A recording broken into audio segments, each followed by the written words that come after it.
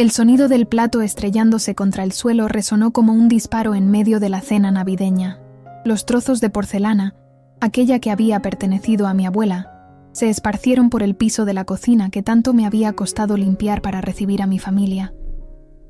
Mis manos comenzaron a temblar mientras todos guardaban silencio. Nadie respiraba. Nadie se atrevía a mirarme. Y entonces, ella lo dijo con una sonrisa que jamás olvidaré. Tradición nueva. Sin suegras este año. Mi corazón se detuvo un instante. Mis ojos, que siempre habían sabido contener el llanto, se nublaron mientras la miraba fijamente. A ella, a Mariana, la esposa de mi único hijo, la mujer que acababa de humillarme frente a toda mi familia en la Nochebuena que con tanto amor había preparado. El comedor quedó en completo silencio. Mi hijo, Alejandro, bajó la mirada, incapaz de defenderme. Mi esposo fingió no haber escuchado. Mis nietos pequeños observaban confundidos. Y mi nuera, con esa expresión de triunfo, sostenía aún los restos del plato que había formado parte de las tradiciones familiares durante generaciones. Lo siento, se me resbaló, añadió con falsa preocupación, mientras sacudía los fragmentos de porcelana de sus dedos. Pero ya era hora de modernizarnos un poco, ¿no creen? Esas tradiciones anticuadas ya no tienen lugar en nuestra familia. No respondí, no podía. El nudo en mi garganta me ahogaba mientras recogía pedazo por pedazo lo que quedaba de mi herencia familiar. Los recuerdos de mi abuela, sirviendo pozole en aquel plato durante las navidades de mi infancia, se desvanecían con cada fragmento que levantaba. 63 años tenía yo, y nunca había sentido semejante humillación. «Mamá, no pasa nada», murmuró Alejandro, acercándose después de varios minutos de inacción. Era solo un plato viejo. Mi propio hijo no entendía que acababa de perder mucho más que una pieza de vajilla. Lo que se había roto esa noche no podría pegarse con pegamento ni con buenas intenciones. La cena continuó como si nada hubiera pasado. Las risas forzadas, las conversaciones triviales. Mi hermana Consuelo, la única que parecía entender mi dolor, me apretó la mano bajo la mesa. Pero yo ya no estaba presente. Mi cuerpo seguía allí, sirviendo el ponche, repartiendo los tamales que había preparado durante 2 días, sonriendo mecánicamente cuando alguien me dirigía la palabra. Mi alma, sin embargo, había quedado sepultada bajo aquellos trozos de porcelana. Esa noche, mientras todos dormían, me senté en el patio trasero de mi casa en Coyoacán. El frío de diciembre en Ciudad de México calaba mis huesos, pero no me importaba. Las estrellas brillaban indiferentes a mi dolor. El plato roto descansaba ahora envuelto en papel periódico en el fondo del bote de basura, junto con algo más que no sabía nombrar. Mi dignidad, quizás. Fue entonces cuando tomé mi celular y, con dedos temblorosos, comencé a grabar mi voz. No sabía por qué lo hacía, ni quién escucharía jamás aquella confesión nocturna. Tal vez solo necesitaba sacar el veneno que comenzaba a corroerme por dentro. Tal vez buscaba un testigo silencioso que no me juzgara, que no me interrumpiera, que simplemente me escuchara. Mi nombre es Socorro Ramírez, comencé. Y hoy, en Nochebuena, mi nuera rompió mucho más que un plato en mi mesa. Lo que no sabía esa noche, mientras las lágrimas corrían libres por primera vez, era que aquel audio sería el principio de algo mucho más grande. Algo que cambiaría mi vida y la de muchas otras mujeres como yo. Mujeres invisibles, mujeres silenciadas, mujeres que, como yo, habían pasado toda su vida sirviendo a los demás, solo para terminar con las manos vacías y el corazón roto. Aquella noche de diciembre marcó el inicio. El plato roto fue solo el primer acto de una obra que llevaba años gestándose en silencio. Pero yo aún no lo sabía. Para mí, era simplemente el fin de todo lo que creía haber construido. Si hubiera sabido entonces lo que descubriría después, si hubiera tenido la más mínima idea de los secretos que escondía mi propia familia, quizás habría recogido los pedazos de aquel plato con más cuidado, porque en ellos, sin yo saberlo, estaba escrita la clave de mi liberación. Me llamo Socorro Ramírez, pero todos en el barrio me conocen como Doña Coco. Tengo 63 años y durante toda mi vida he vivido en la misma casa en Coyoacán, uno de los barrios más tradicionales de Ciudad de México. La casa que con tanto esfuerzo compramos mi esposo Armando y yo hace más de 30 años, cuando Alejandro, nuestro único hijo, Apenas gateaba por los pasillos. Cada mañana me levanto a las 5, incluso ahora que Armando está jubilado y Alejandro hace años que se fue a vivir con Mariana al otro lado de la ciudad, en uno de esos condominios modernos de Santa Fe. La costumbre, supongo. 50 años despertándome antes que el sol para preparar el desayuno de los demás dejan huella en el cuerpo y en el alma. Mi rutina siempre ha sido la misma. Preparo café recién molido, tortillas hechas a mano y frijoles. Armando se despierta a las 7, desayuna mientras lee el periódico y luego se va a jugar dominó con sus amigos en el parque. A veces pienso que se jubiló del trabajo, pero no de mí. Sigo siendo su cocinera, su sirvienta, su enfermera cuando se enferma y todo lo demás. No es que me queje, así me enseñaron que debía ser una buena esposa. Mi vida transcurre entre el mercado de Coyoacán, donde todos los vendedores me saludan por mi nombre, la iglesia de San Juan Bautista donde ayudo en la pastoral los domingos, y mi cocina, esa cocina donde tantos cumpleaños, navidades y celebraciones he organizado, donde tantas lágrimas he secado a escondidas para que nadie viera que la fuerte doña Coco también sentía dolor. Alejandro es ingeniero, el primero de la familia en ir a la universidad. Trabajé limpiando casas ajenas durante años para pagar su educación, mientras Armando conducía un taxi. Para que tengas una vida mejor que la nuestra, le decíamos, y la tiene, sin duda. Un buen trabajo en una empresa multinacional, una casa elegante, 2 hijos preciosos, mis nietos, Emiliano de 8 años y Sofía de 5, y una esposa que siempre me ha mirado como si yo fuera una intrusa en su perfecta vida moderna. Mariana viene de una familia adinerada de Polanco. Estudió en universidades privadas y viajó por Europa antes de conocer a mi hijo en un congreso de ingeniería. Nunca entendí qué vio Alejandro en ella, más allá de su belleza y su apellido. Tal vez fue precisamente eso. La promesa de una vida completamente diferente a la que yo podía ofrecerle. Desde el principio, Mariana dejó claro que mis costumbres le parecían anticuadas, mi comida demasiado tradicional, mi forma de vestir demasiado simple. Señora Socorro, me llama, nunca mamá o suegra, o siquiera Coco como hace todo el mundo. Siempre con esa distancia fría, con esa sonrisa que nunca llega a sus ojos. Los primeros años intenté ganármela. Le llevaba chiles en nogada cuando era temporada. Le tejí rebozos para cuando nacieron los niños. Le enseñé a preparar mole como lo hacía mi madre. Ella aceptaba mis regalos con una sonrisa educada. Y luego, me enteraba por Alejandro, los guardaba en algún armario o los regalaba a su muchacha.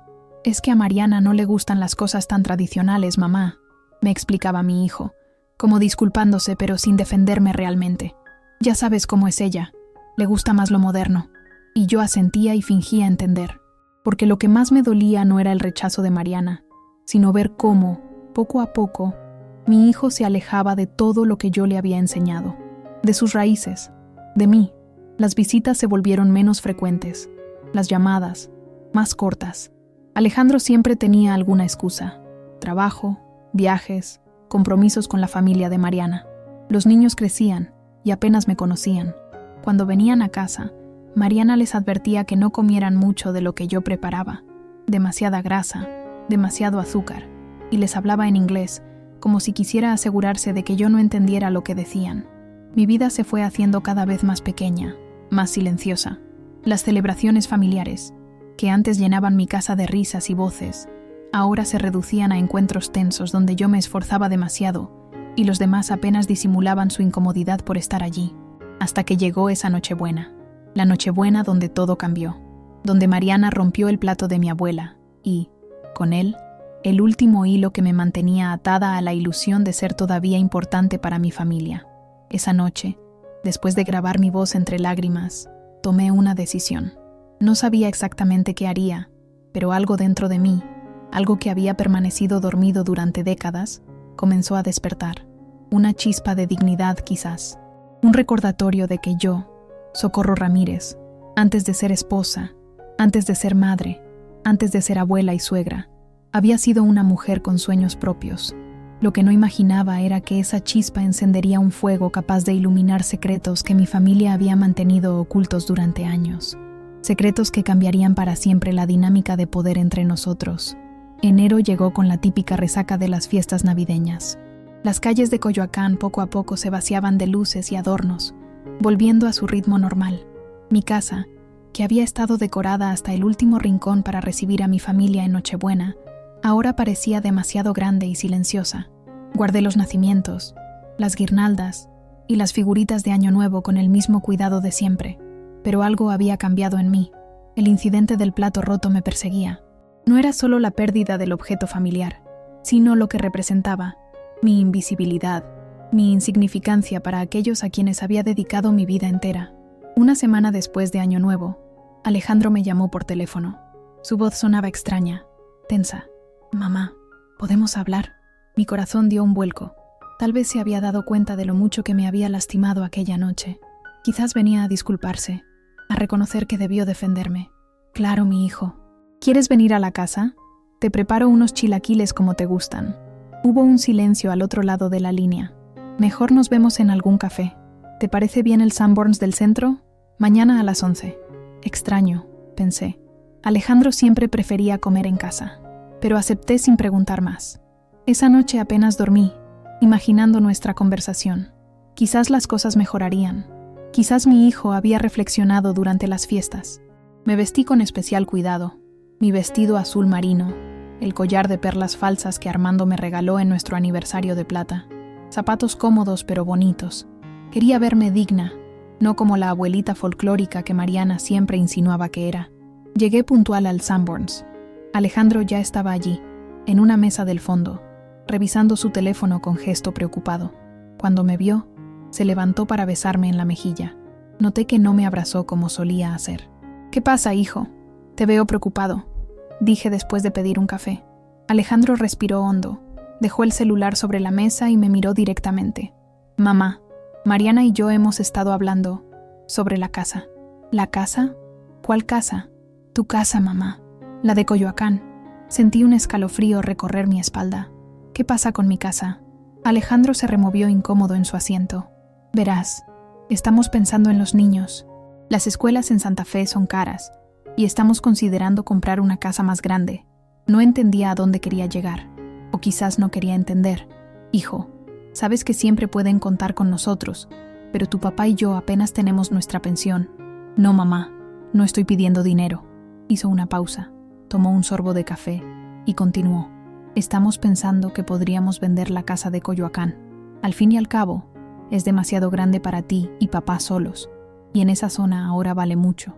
Podrían mudarse a un departamento más pequeño, más fácil de mantener, y el resto del dinero sería para el futuro de Emiliano y Sofía». El mundo se detuvo. Las voces del restaurante se volvieron un murmullo lejano. Mi casa, mi hogar, el lugar donde cada pared, cada rincón guardaba una historia, donde había criado a mi hijo, donde esperaba morir algún día, en mi propia cama, rodeada de mis recuerdos. Pero es nuestra casa, fue lo único que pude decir. «Técnicamente, mamá», respondió Alejandro con ese tono que usaba cuando hablaba de negocios. «La casa está a nombre de papá, y él ya está de acuerdo». Esas palabras me golpearon como una bofetada. ¿Armando estaba de acuerdo? ¿Mi esposo había decidido vender nuestro hogar sin consultarme? ¿Armando lo sabe? ¿Él te dijo que sí? Hablé con él la semana pasada, cuando tú estabas en la iglesia. Dice que también está cansado de subir y bajar escaleras, que un departamento en un primer piso les vendría mejor a los dos. Mi café se había enfriado. No podía creer lo que estaba escuchando. Durante toda mi vida, había limpiado esa casa hasta que cada superficie brillaba. Había cuidado el jardín donde Alejandro jugaba de niño. Había cocinado miles de comidas en esa cocina. Y ahora, sin más, querían arrebatármela. ¿Y dónde viviríamos? Ya encontré un departamento perfecto en Tlalpan. Es pequeño pero acogedor, en una zona tranquila cerca de un parque. Con el dinero de la venta de la casa, podrían comprarlo sin problemas y aún quedaría bastante para los niños. ¿Ya lo encontraste? ¿Ya fuiste a verlo? Mi voz sonaba distante, como si perteneciera a otra persona. Sí, fui con un agente inmobiliario la semana pasada. Creo que te gustará, mamá. Tiene mucha luz, y los vecinos son gente mayor como ustedes, como nosotros. Como si fuéramos un estorbo, piezas viejas que había que reubicar para hacer espacio a la vida moderna de mi hijo y su esposa. ¿Y esto fue idea tuya o de Mariana? No pude evitar preguntarlo. aunque ya sabía la respuesta. Alejandro frunció el ceño. Fue una decisión de ambos, y también de papá. No entiendo por qué tienes que mencionar a Mariana así. Porque conozco a mi hijo, respondí, encontrando de repente mi voz. Y sé que tú nunca habrías pensado en quitarme mi casa. No te estamos quitando nada, mamá. Estamos buscando lo mejor para todos. La casa necesita muchos arreglos, es cara de mantener, y ustedes ya no pueden con todo eso. Me levanté lentamente, recogiendo mi bolso. Dile a tu esposa que mi respuesta es no. No voy a abandonar mi casa. Mamá, no seas así. Piénsalo al menos. No hay nada que pensar. Y dile a tu padre que esta noche no lo espero para cenar, que se quede jugando dominó todo lo que quiera. Salí del Sanborns con la cabeza alta, pero en cuanto doblé la esquina, mis piernas comenzaron a temblar. Me apoyé contra la pared de un edificio para no caerme. Las lágrimas que había contenido durante toda la conversación ahora corrían libremente por mis mejillas. Mi propio hijo, mi esposo, conspirando a mis espaldas para despojarme del único lugar donde me sentía segura. Tomé el metro de regreso a Coyoacán en un estado de aturdimiento. Cada estación, cada calle que pasaba frente a mis ojos, me resultaba extrañamente ajena, como si ya no perteneciera a mi mundo, o como si yo ya no perteneciera a este mundo. Cuando llegué a casa, la recorrí habitación por habitación, tocando las paredes, los muebles, observando cada detalle como si lo viera por primera vez, o por última. En el estudio de Armando, el cajón de su escritorio estaba entreabierto. Nunca había husmeado en sus cosas, respetando siempre su privacidad como él respetaba la mía. Pero ese día, movida por una fuerza desconocida, abrí el cajón. Allí estaban los papeles de la casa, el título de propiedad con el nombre de Armando Vázquez, como único dueño, y junto a ellos, algo que me heló la sangre, un folleto de una inmobiliaria con nuestra dirección anotada, un precio estimado de venta, y la firma de mi esposo en una carta de intención. Ya lo habían decidido, sin mí. La traición era completa. Esa noche, cuando Armando regresó tarde de su partida de dominó, fingí estar dormida. No podía mirarlo sin que el dolor me ahogara. No podía hablar sin que la rabia me consumiera. En la oscuridad de nuestra habitación, mientras escuchaba su respiración acompasada, tomé una decisión. No me iría sin luchar. Esta vez, por primera vez en mi vida, pelearía por lo que era mío. Lo que no sabía entonces era que la verdadera traición apenas comenzaba a revelarse, y que lo del plato roto en Nochebuena y la venta de mi casa no era más que la punta de un iceberg de mentiras que había sostenido a mi familia durante décadas. Esa noche no dormí. A mi lado, Armando roncaba suavemente, ajeno a la tormenta que se desataba en mi interior. Tenía ganas de despertarlo, de gritarle, de preguntarle cómo podía haberme traicionado así después de tantos años juntos, pero algo me detuvo. Un instinto, quizás, una voz interior que me aconsejaba observar, esperar, entender mejor antes de actuar. En lugar de confrontarlo, me levanté sigilosamente y salí al patio. La luna iluminaba el naranjo que había plantado cuando Alejandro cumplió 10 años. Este árbol crecerá contigo, le había dicho. Sus raíces se harán fuertes en esta tierra como las tuyas. Qué ingenua había sido.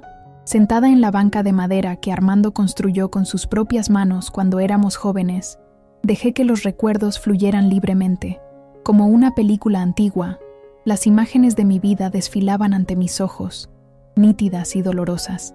Me vi a mí misma a los 16 años, recién llegada a la Ciudad de México desde mi pueblo en Michoacán. El miedo en mi corazón mientras caminaba por las calles enormes, ruidosas, aplastantes. La pequeña maleta de cartón con todas mis pertenencias. El trabajo como sirvienta en casa de los Mendoza, despertándome antes del amanecer, acostándome después de la medianoche, soportando los gritos de la señora y las miradas lascivas del señor. Me vi a los 18, conociendo a Armando en la plaza de Coyoacán un domingo de mi día libre. Su sonrisa tímida, sus manos callosas de trabajador, su promesa de sacarme de la casa de los Mendoza y darme un hogar propio. Me vi a los 20, descubriendo que estaba embarazada. El miedo mezclado con la alegría, la pequeña vecindad donde vivíamos entonces, un solo cuarto con baño compartido, pero limpio, nuestro. La cara de Armando cuando le dije que sería padre, su abrazo fuerte, sus lágrimas silenciosas de felicidad. Me vi dando a luz a Alejandro en el Hospital General, sola porque Armando estaba haciendo doble turno en la fábrica para poder pagar los gastos. el pequeño bulto en mis brazos, tan frágil, tan perfecto. La promesa que me hice a mí misma de que mi hijo nunca conocería las privaciones que yo había sufrido. Me vi cosiendo hasta la madrugada, haciendo arreglos para las vecinas, mientras Alejandro dormía en su cuna improvisada, Armando llegando exhausto del trabajo, besándome la frente, mirando a su hijo con orgullo, cayendo rendido en nuestra cama estrecha. Me vi limpiando casas ajenas durante el día, estudiando por las noches para terminar la primaria que nunca pude completar en el pueblo. Armando ayudándome con las matemáticas, celebrando cada pequeño logro como si fuera una hazaña. Me vi cuidando a mi suegra enferma durante 3 años, cambiándole los pañales, dándole la medicina, cantándole las canciones de su juventud mientras ella, perdida en la demencia, me confundía con su hermana muerta. Armando agradecido, incapaz de hacer ese trabajo él mismo, prometiéndome que algún día tendríamos suficiente para pagarle a una enfermera, para que yo pudiera descansar. Me vi a los 35, de pie frente a esta misma casa cuando aún estaba en obra negra, la hipoteca que nos ahogaba, pero la ilusión más grande que el miedo. Armando y yo pintando las paredes juntos, riendo cuando nos manchábamos la ropa, besándonos con las manos llenas de pintura. Me vi enseñándole a Alejandro a leer en la mesa de la cocina, sus pequeños dedos siguiendo las letras, su ceño fruncido de concentración, su grito de alegría cuando lograba descifrar una palabra completa. Me vi trabajando horas extras cuando Alejandro entró a la preparatoria privada, gracias a una media beca que conseguimos. Las noches sin dormir preocupada por las cuotas, los libros, los uniformes. Armando vendiendo su único lujo, un reloj que heredó de su padre, para pagar una excursión escolar a Teotihuacán. Me vi orgullosa en la graduación de Alejandro, la primera generación universitaria de nuestra familia. Las lágrimas corriendo por mis mejillas mientras lo veía recibir su título de ingeniero. El abrazo de Armando, susurrándome al oído. Lo logramos, Coco. Nuestro hijo tendrá una vida mejor. Me vi conociendo a Mariana por primera vez. Su mirada evaluadora recorriendo nuestra casa. Su sonrisa educada pero distante. El dolor en mi corazón cuando vi que Alejandro se avergonzaba un poco de nosotros, de nuestras costumbres sencillas, de mi español con acento de pueblo. Me vi en el nacimiento de Emiliano, mi primer nieto, la enfermera confundiéndome con la nana, no con la abuela, por mi ropa simple, por mis manos ásperas de trabajadora, la risa discreta de la madre de Mariana, sus amigas preguntándole por qué la señora estaba sosteniendo al bebé. Me vi cocinando durante días para el bautizo de Sofía, mi nieta, los platillos tradicionales que había aprendido de mi madre, el mole preparado con la receta de mi abuela, y luego la humillación de ver que Mariana había contratado un servicio de banquete por si acaso, y mi comida quedó relegada a la cocina, apenas tocada por los invitados. Me vi esperando cada domingo la visita de mi hijo y su familia, poniendo flores frescas en el jarrón de la entrada, preparando los dulces favoritos de mis nietos. La decepción cuando, una vez más, llamaban para cancelar a última hora. Las excusas cada vez más elaboradas, las promesas de la próxima semana sin falta. Me vi mirándome al espejo, notando las canas, las arrugas, las manchas en mis manos, preguntándome cuándo había envejecido tanto, cuando mi vida se había reducido a esperar llamadas que no llegaban y visitas que se hacían cada vez más cortas. Y ahora, aquí estaba, sentada bajo el naranjo en la casa por la que había sacrificado tanto. La casa que querían quitarme, como si yo fuera una niña incapaz de tomar decisiones, como si todos mis años de trabajo no significaran nada, como si mis deseos no importaran. Una lágrima rodó por mi mejilla y cayó sobre mis manos juntas en el regazo. No era solo la casa lo que defendía, era mi dignidad, mi historia. Todo lo que había construido con estas manos ahora arrugadas pero aún fuertes. El amanecer comenzaba a teñir el cielo de rosa cuando regresé a la habitación. Armando seguía dormido, ignorante de mi vigilia, de mis recuerdos, de mi determinación recién descubierta. No sabía aún cómo, pero no permitiría que me arrebataran lo que era mío por derecho, aunque mi nombre no apareciera en ningún papel legal. Esta casa tenía mis huellas en cada rincón. Mi sudor había ayudado a pagar cada ladrillo. Mi amor la había convertido en un hogar. Y entonces, mientras observaba a mi esposo dormir, una idea comenzó a formarse en mi mente. Una idea peligrosa, arriesgada, pero que podría ser mi única salvación. Necesitaba pruebas, Necesitaba entender exactamente qué estaban planeando a mis espaldas. Y para eso, tendría que hacer algo que jamás había hecho en mis 63 años de vida: espiar a mi propia familia. La Socorro sumisa, abnegada, que siempre ponía a los demás por delante, había muerto la noche en que Mariana rompió el plato. Ahora nacía una nueva mujer, dispuesta a defender lo que era suyo. Lo que no imaginaba era que lo que descubriría iría mucho más allá de la venta de una casa, que los secretos enterrados durante décadas estaban a punto de salir a la superficie, cambiando para siempre mi comprensión de mi matrimonio, de mi hijo y de mí misma. Febrero llegó con un frío inusual para la Ciudad de México. En las calles de Coyoacán, los jacarandás aún no florecían y el cielo permanecía gris la mayor parte del tiempo, como un reflejo de mi estado de ánimo. Durante las semanas que siguieron a mi descubrimiento, adopté una estrategia silenciosa. No mencioné a Armando que sabía lo de la venta de la casa. Me comporté como siempre. Le preparaba sus comidas favoritas, escuchaba sus historias sobre las partidas de dominó, sonreía cuando era necesario, pero mis ojos y oídos estaban atentos a cada detalle, a cada llamada telefónica, a cada papel que llegaba por correo. Una tarde, mientras limpiaba el estudio de Armando, encontré su celular olvidado sobre el escritorio. Nunca había revisado su teléfono.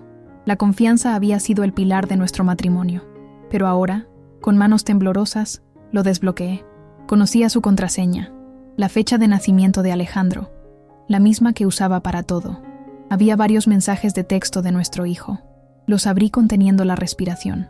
Papá, el agente inmobiliario dice que podríamos cerrar el trato antes de marzo si aceleramos los trámites. Ya hablé con el abogado sobre cómo manejar la situación con mamá si sigue negándose. Mariana encontró un departamento perfecto para ustedes en una residencia para adultos mayores. Tiene servicio médico y todo. Les encantará. Una residencia para adultos mayores. Ni siquiera un departamento independiente como me había dicho Alejandro. Querían meternos en un asilo, disfrazado con un nombre elegante. Seguí leyendo, cada mensaje hundiendo más el puñal en mi corazón. El departamento de Tlalpan se vendió, pero no te preocupes. La residencia es mejor opción. Así no tendrás que preocuparte por nada. Mariana dice que podemos quedarnos con todos los muebles antiguos de la casa para venderlos. Dice que en la residencia no los necesitarán, y el estilo colonial está muy cotizado. Mis muebles, los que había comprado pieza por pieza, los que había cuidado durante décadas, los que contaban la historia de nuestra familia, y ellos planeaban venderlos como si fueran trastes viejos. Pero lo peor estaba por venir. Un mensaje de Armando a Alejandro, enviado apenas 3 días atrás. Hijo, tu madre sigue sin saber nada. Mejor así. Ya sabes cómo se pone con estas cosas. Cuando todo esté firmado, se lo diremos. Para entonces ya no podrá hacer nada. Es por su bien. A su edad, ya no está para tomar decisiones importantes. Las piernas me fallaron y tuve que sentarme en la silla del escritorio. A mi edad, como si 63 años me convirtieran en una inválida mental, como si toda una vida de tomar decisiones, de sacar adelante una familia, de trabajar desde el amanecer hasta el anochecer, no significara nada. Devolví el teléfono exactamente donde lo había encontrado y salí del estudio sintiendo que me faltaba el aire. En el baño me mojé la cara con agua fría y me miré al espejo. No reconocí a la mujer que me devolvía la mirada, pálida, con ojos asustados, labios temblorosos. No, me dije en voz baja pero firme, no voy a permitirlo. Esa noche, durante la cena, Armando mencionó que el domingo vendría Alejandro con su familia a comer. Qué bueno, respondí con una sonrisa que no llegó a mis ojos. Les prepararé algo especial. No te molestes tanto, Coco, dijo Armando, sirviéndose más frijoles. Ya sabes que a Mariana no le gusta nuestra comida tradicional. Dijo que traería algo para los niños. Asentí en silencio. Claro que traería su comida. Claro que mis platillos no serían suficientemente buenos para sus hijos, para mis nietos que apenas me conocían. El domingo llegó soleado pero frío. Desde temprano me dediqué a limpiar la casa, a preparar chiles rellenos, el plato favorito de Alejandro cuando era niño, y a hornear un pastel de 3 leches. A pesar de todo, una parte de mí seguía queriendo complacer, seguía esperando que con suficiente amor, con suficiente esfuerzo, podría recuperar a mi familia. Llegaron puntuales a la 1 de la tarde. Alejandro besó mi mejilla. Mariana hizo un gesto distante con la cabeza, y los niños, Emiliano y Sofía, corrieron directamente a la televisión sin saludarme. «Traje ensalada y paninis para los niños», anunció Mariana, colocando unas fiambreras sobre la mesa de la cocina. «Ya sabes, están acostumbrados a comer ligero». «Yo preparé chiles rellenos», respondí, señalando la cazuela humeante. «Los favoritos de Alejandro». «Mamá, ahora cuido mucho mi colesterol», dijo mi hijo con una sonrisa incómoda. «Pero me serviré un poco, por supuesto». Nos sentamos a la mesa. Armando parecía nervioso, jugando con su servilleta. Alejandro y Mariana intercambiaban miradas cómplices. Los niños comían sus paninis sin levantar la vista de las tabletas donde veían dibujos animados. «Qué bueno que vinieron todos», comenzó Armando después de aclararse la garganta. «Tenemos algo importante que discutir en familia, así que este era el momento». Habían elegido un domingo familiar para darme la noticia, seguramente pensando que no haría una escena delante de los niños. Me serví un vaso de agua, preparándome para lo que venía. «Como sabrás, Coco», continuó mi esposo, sin mirarme directamente, «la casa se ha vuelto demasiado grande para nosotros. Las escaleras, el mantenimiento, ya no estamos para esos trotes». Asentí, bebiendo lentamente. «Alejandro nos ha encontrado un lugar maravilloso donde podremos vivir más tranquilos, sin preocupaciones.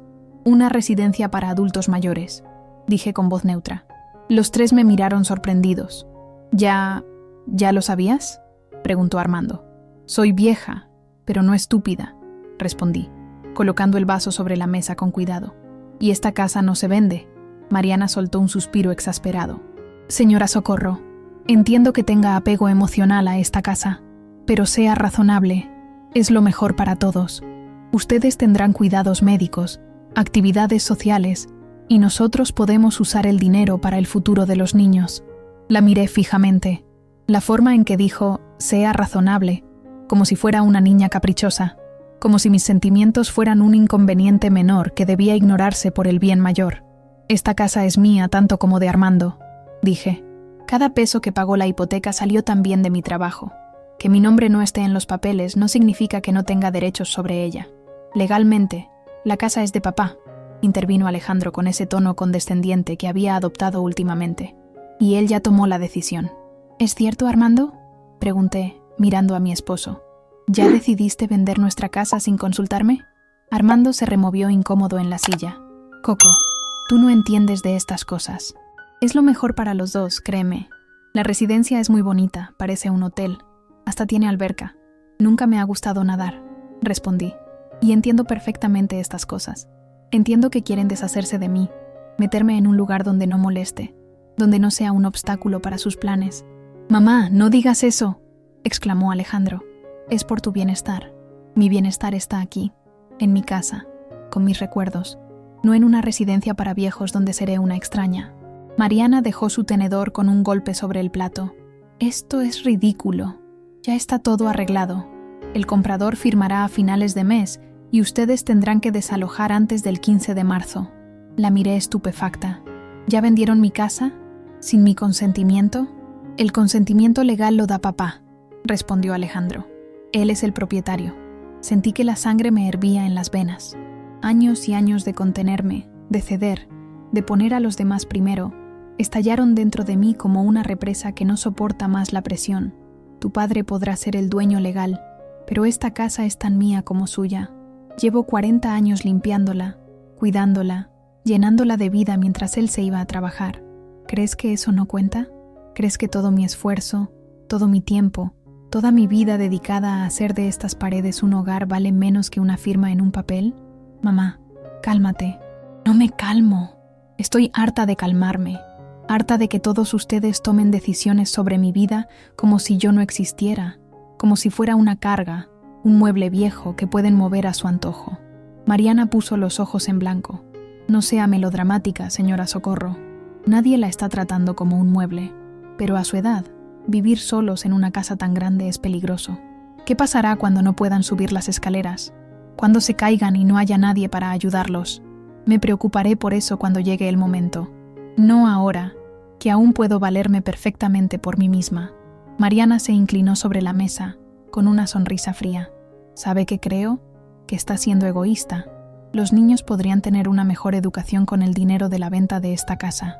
Emiliano podría ir a una escuela bilingüe de prestigio. Sofía podría tomar clases de ballet con las mejores maestras. Pero usted prefiere aferrarse a unas paredes viejas por puro sentimentalismo. Sentí como si me hubiera abofeteado. ¿Egoísta? ¿Yo? Que había renunciado a todo por mi familia, que había puesto siempre sus necesidades por encima de las mías. No tienes derecho a llamarme egoísta, dije con voz temblorosa. No tú, que nunca has hecho un sacrificio verdadero en tu vida, que creciste teniéndolo todo, sin saber lo que significa trabajar desde niña, pasar hambre, luchar por cada pequeño lujo. ¡Mamá!, exclamó Alejandro. No le hables así a Mariana. Ella solo quiere lo mejor para todos. Lo mejor para ella, dirás, para su imagen, para su estatus, porque eso es lo único que le importa, ¿no? Que sus amigos no vean que sus suegros viven en una casa vieja de Coyoacán, que no sepan que tiene una suegra que habla con acento de pueblo y un suegro que fue taxista. ¡Qué vergüenza para la señorita de Polanco! Un silencio sepulcral cayó sobre la mesa. Los niños, sintiendo la tensión, habían dejado incluso de mirar sus tabletas y nos observaban con ojos asustados. Mariana se levantó lentamente, su rostro una máscara de furia contenida. Esto confirma lo que siempre he dicho. Usted vive en el pasado. No puede aceptar que las cosas cambian, que el mundo avanza. Se aferra a esta casa porque es lo único que tiene, porque su vida ha sido tan pequeña, tan limitada, que no puede imaginar nada más allá de estas 4 paredes. Tomó su bolso y se dirigió a los niños. Emiliano, Sofía, nos vamos. Recojan sus cosas. Pero mamá, no he terminado mi panini, protestó Emiliano. Dije que nos vamos. La voz de Mariana resonó en toda la cocina. Los niños, asustados, obedecieron inmediatamente.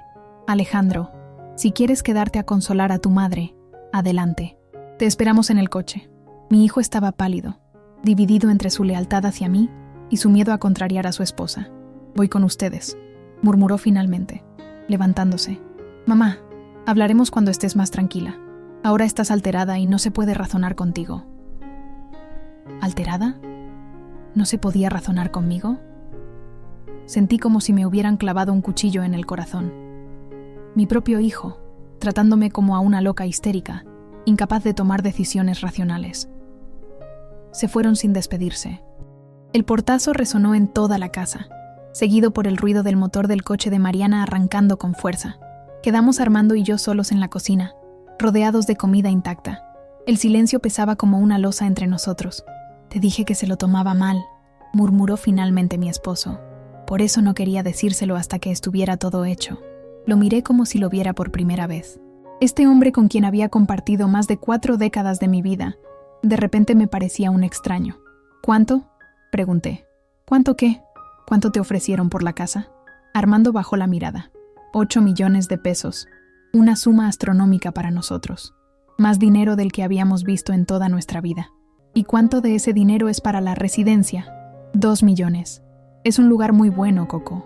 Como un hotel 5 estrellas. ¿Y los otros 6? Silencio. Armando jugueteaba con las migajas sobre el mantel.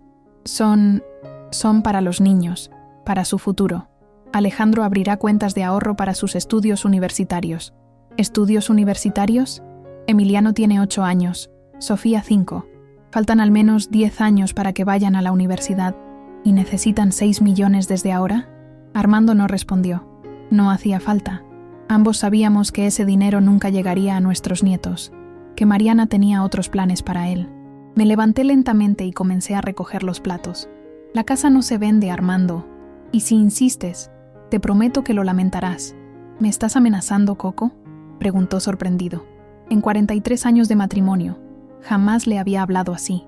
Te estoy advirtiendo, respondí. Esta vez no me quedaré callada. Esta vez lucharé con todas mis fuerzas. Pero los papeles están a mi nombre. Legalmente, no me importan los papeles ni la ley. Esta casa es tan mía como tuya, y encontraré la manera de demostrarlo. Salí de la cocina dejándolo solo con su culpa, su avaricia, o lo que fuera que lo había llevado a traicionarme de esta manera.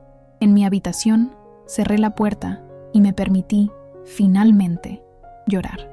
Un llanto silencioso pero devastador que sacudía todo mi cuerpo.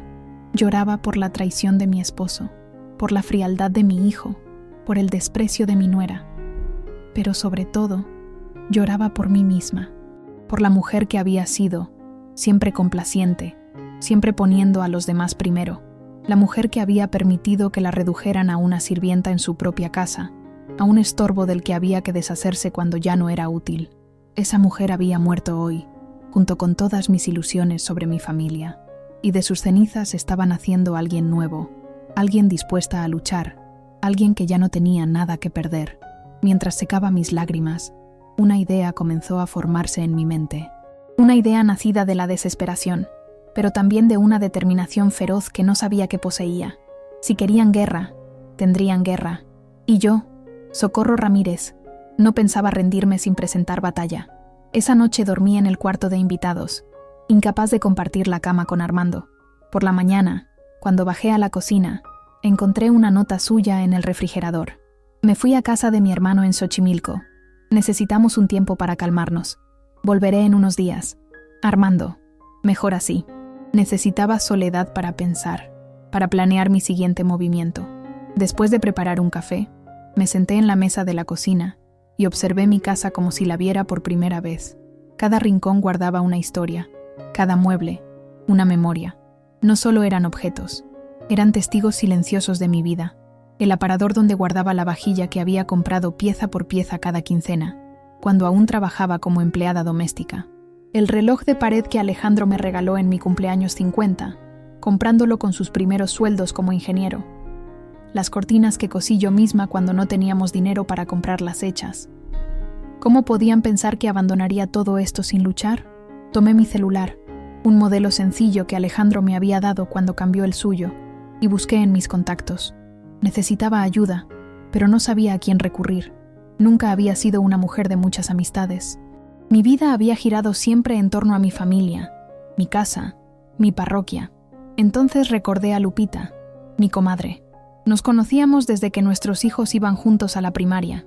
Ella era abogada, aunque nunca había ejercido profesionalmente. Se había dedicado, como yo, a su hogar, pero conocía las leyes, o al menos sabría orientarme. Marqué su número con dedos temblorosos. Después de 3 timbrazos, escuché su voz alegre. «Bueno, Coco, ¿eres tú? ¡Qué milagro!»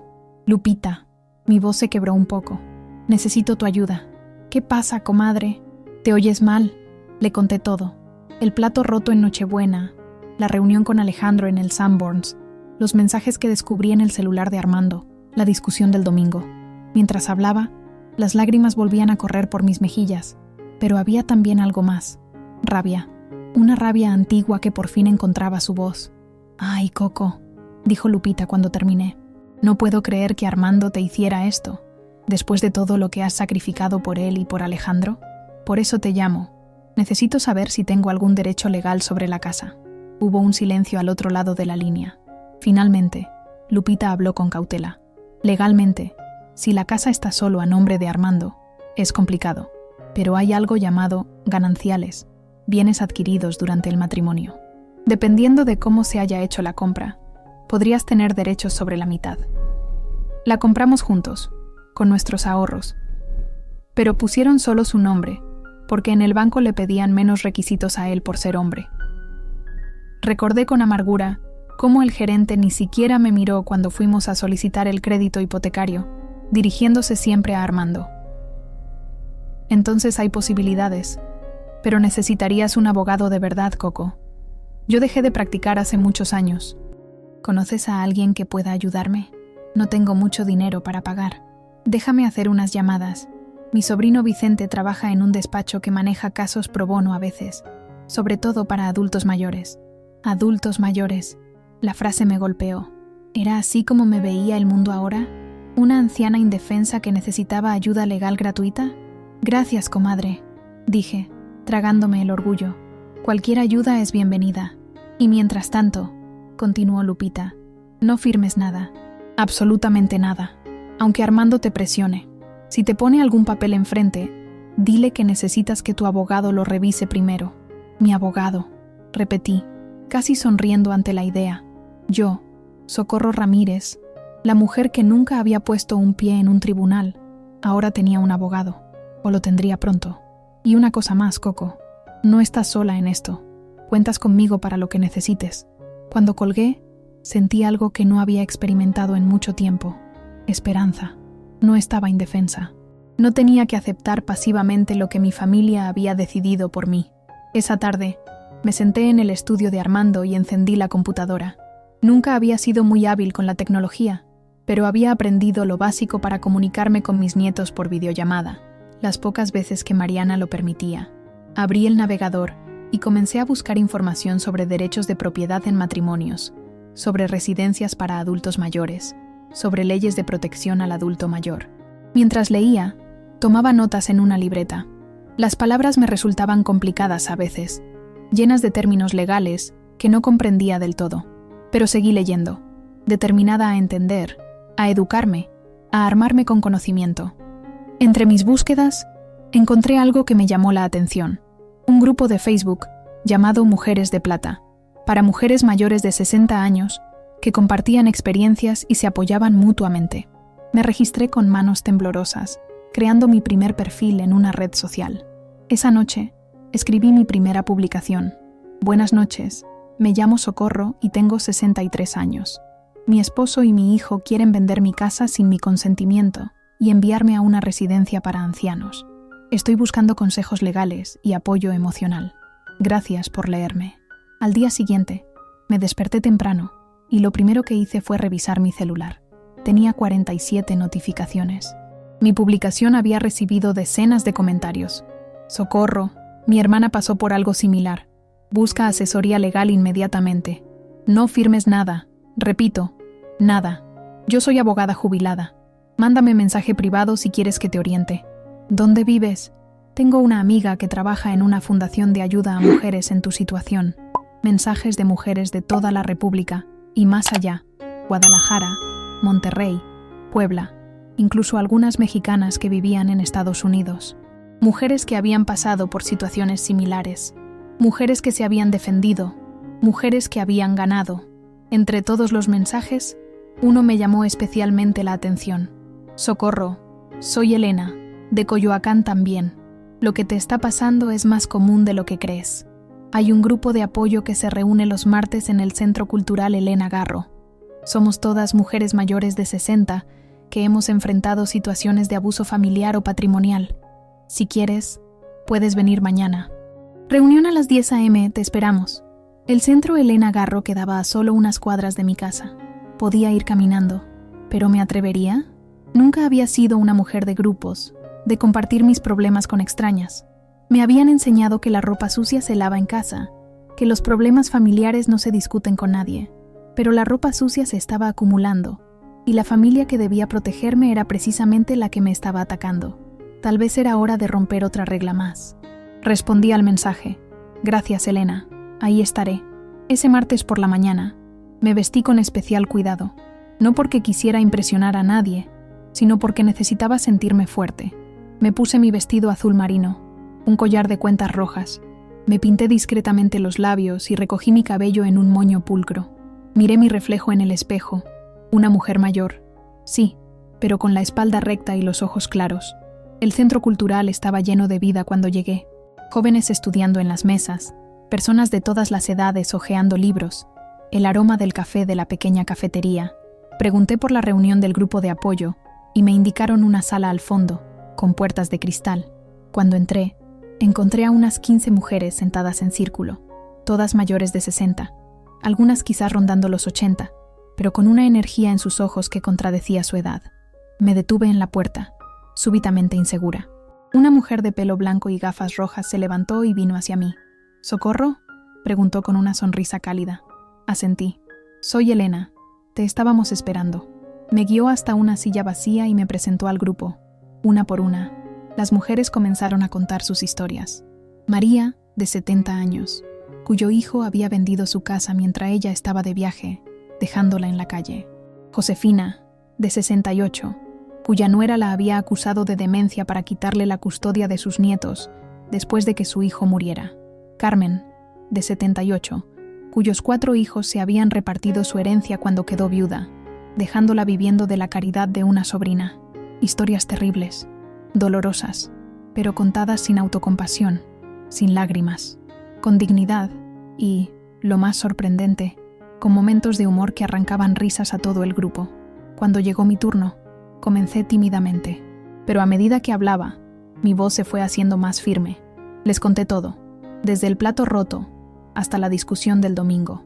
Cuando terminé, me sentía extrañamente aliviada, como si hubiera dejado una carga pesada que había estado llevando sola durante demasiado tiempo.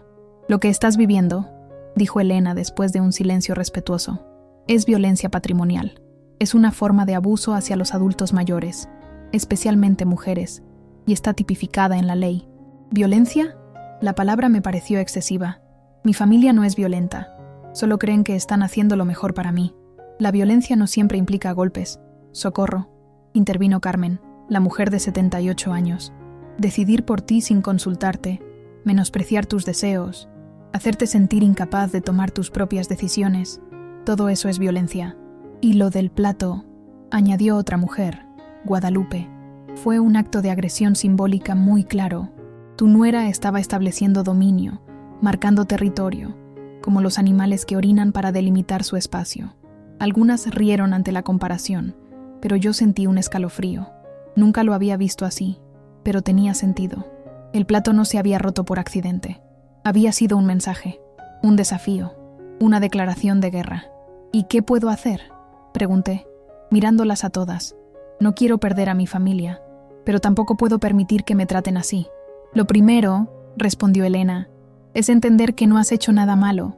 No eres una carga, no eres inútil, no eres un estorbo. Eres una mujer que merece respeto y tiene derecho a decidir sobre su propia vida. Las demás asintieron, y por primera vez en mucho tiempo me sentí verdaderamente vista. No como la abuela, la suegra, la esposa mayor, sino como Socorro, una mujer con valor propio, con derechos, con dignidad. Lo segundo, continuó Elena, es buscar ayuda legal. Y justamente tenemos a alguien que puede orientarte. Señaló a una mujer más joven, quizás de unos 40 años, que no había hablado hasta entonces. Fernanda es abogada especializada en derechos del adulto mayor y colabora con nuestro grupo. Fernanda se acercó y me estrechó la mano con firmeza. Si me permite sus datos, doña Socorro, podemos comenzar a revisar su caso de inmediato. Hay varias opciones legales, dependiendo de las circunstancias específicas de la compra de su casa. Le di mi número de teléfono y prometió llamarme esa misma tarde para concertar una cita formal. El resto de la reunión transcurrió entre consejos prácticos, testimonios de superación y, sorprendentemente, risas. Estas mujeres, que habían enfrentado abandonos, traiciones y despojos, habían encontrado la forma de seguir adelante sin amargura. Cuando la reunión terminó, salí del centro cultural con una sensación completamente nueva. Caminé por las calles de Coyoacán, mi barrio de toda la vida, con pasos más firmes que nunca. Miré las jacarandas que comenzaban a florecer, tiñendo de violeta el cielo de febrero, y sentí que algo florecía también dentro de mí. No era ingenuidad.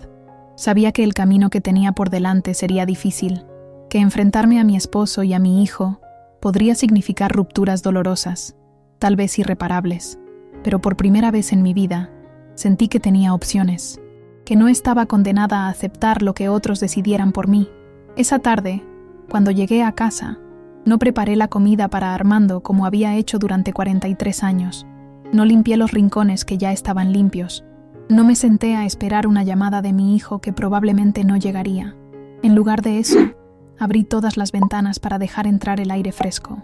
Puse música de Chabela Vargas a todo volumen, algo que nunca me había atrevido a hacer porque a Armando no le gustaba ese escándalo. Saqué del armario la caja donde guardaba las fotografías familiares y comencé a organizarlas, pero no por nostalgia, sino como quien examina las piezas de un rompecabezas buscando un patrón oculto.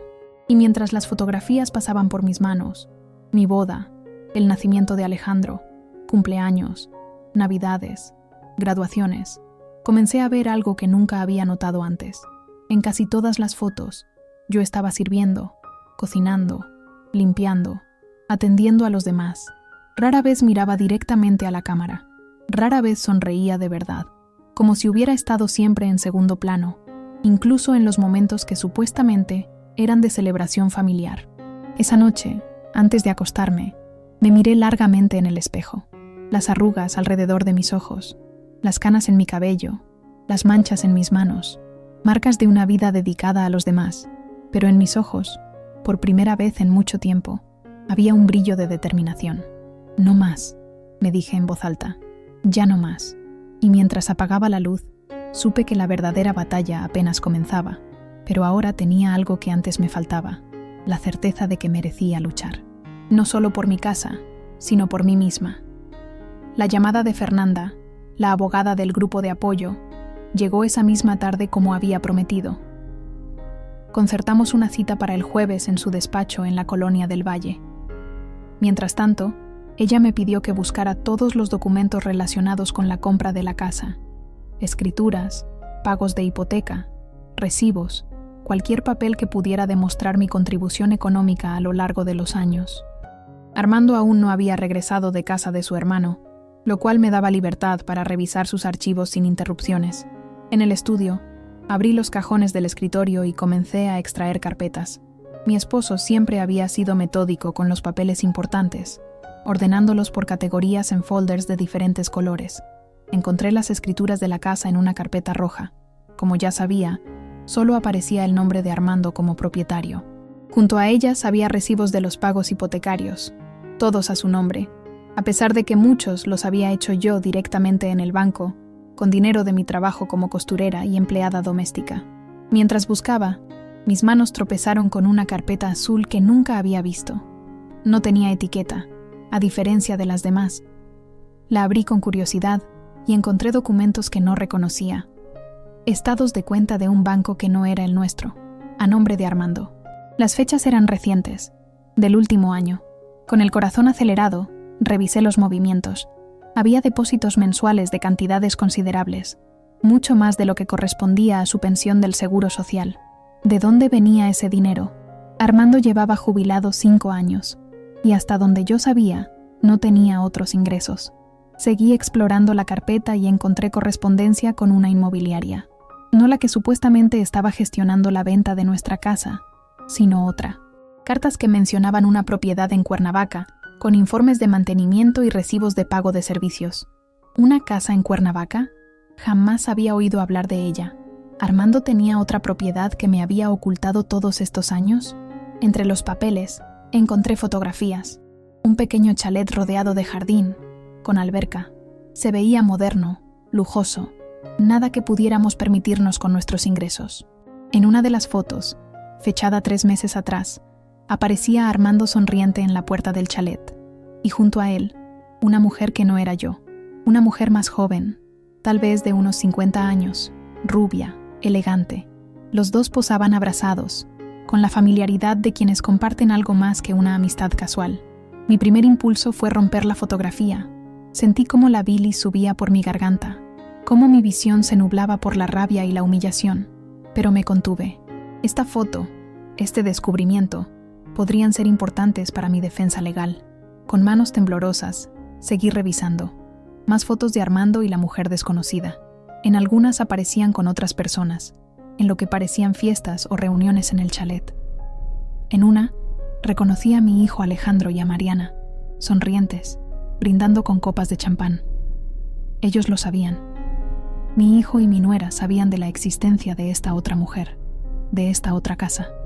Probablemente por eso estaban tan interesados en enviarme a una residencia para adultos mayores, para que yo no estorbara en los planes que tenían con esta mujer.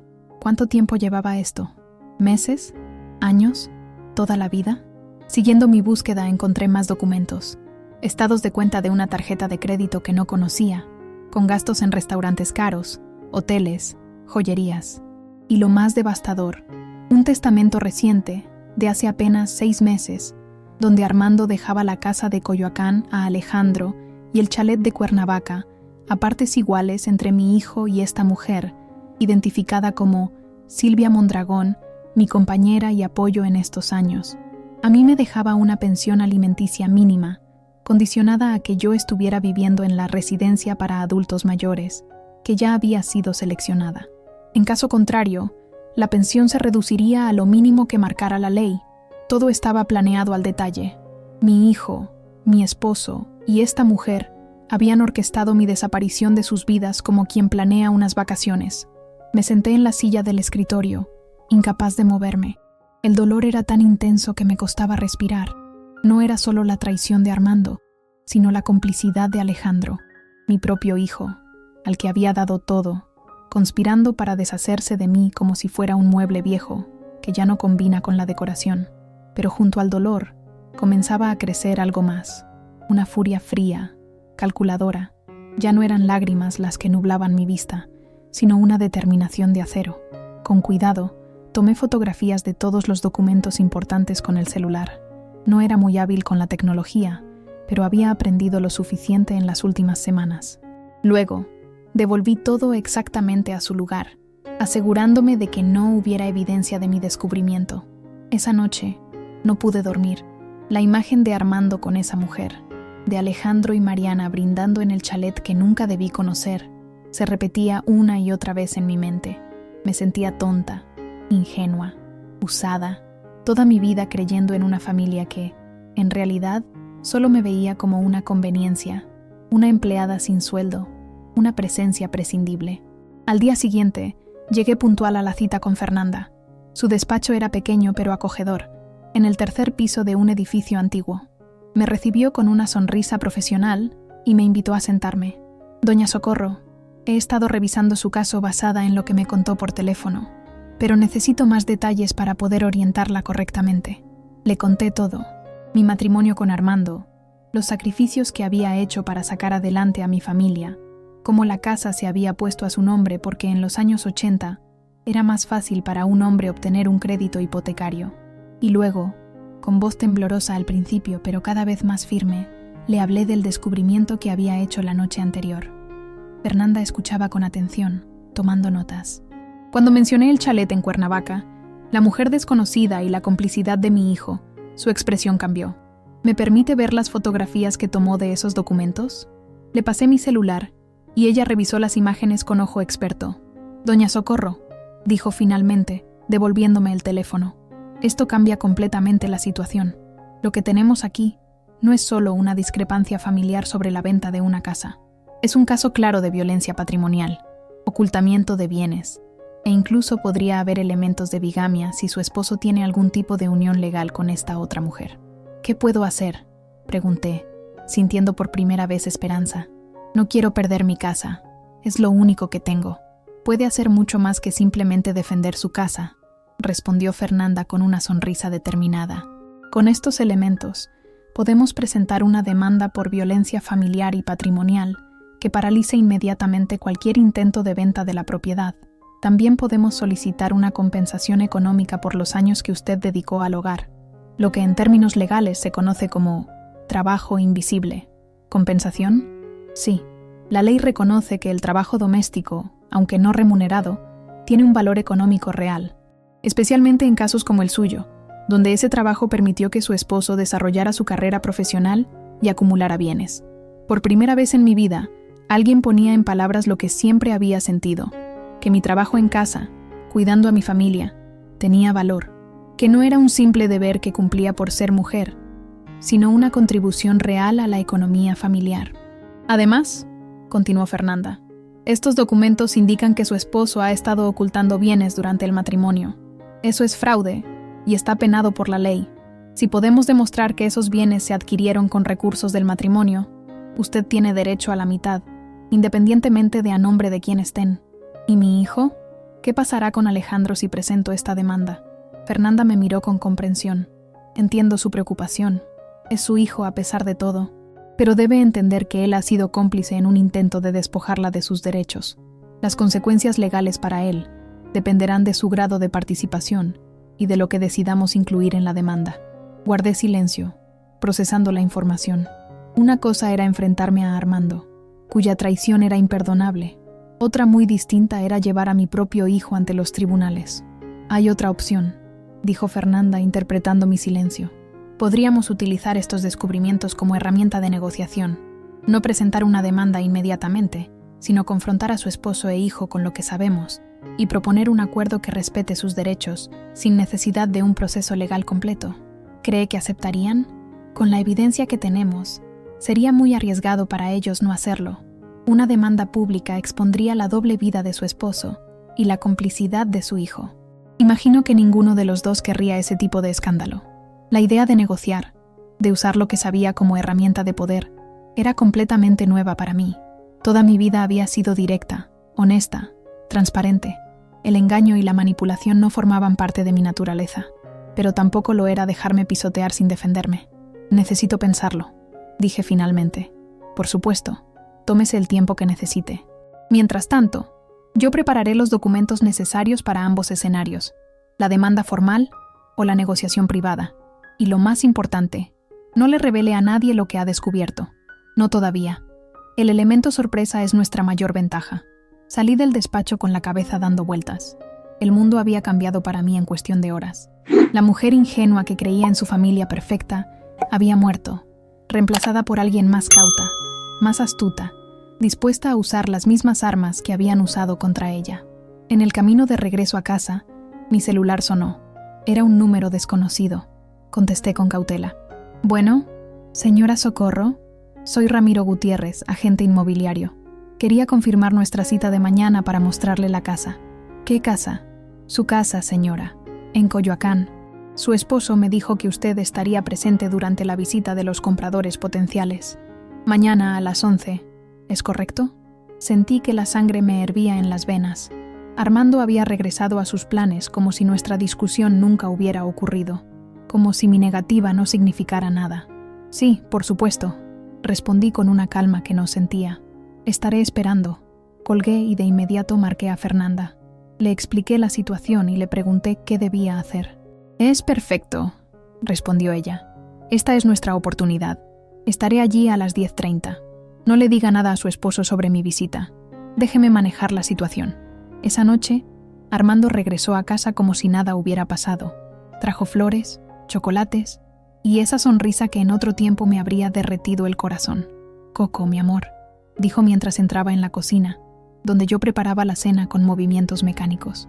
¿Te extrañé tanto? No respondí. Me limité a seguir cortando las verduras para la sopa, el cuchillo subiendo y bajando rítmicamente sobre la tabla. Sé que estás enojada por lo de la casa, continuó, acercándose para abrazarme por detrás. Tuve que contener el impulso de apartarme, pero ya verás que es lo mejor.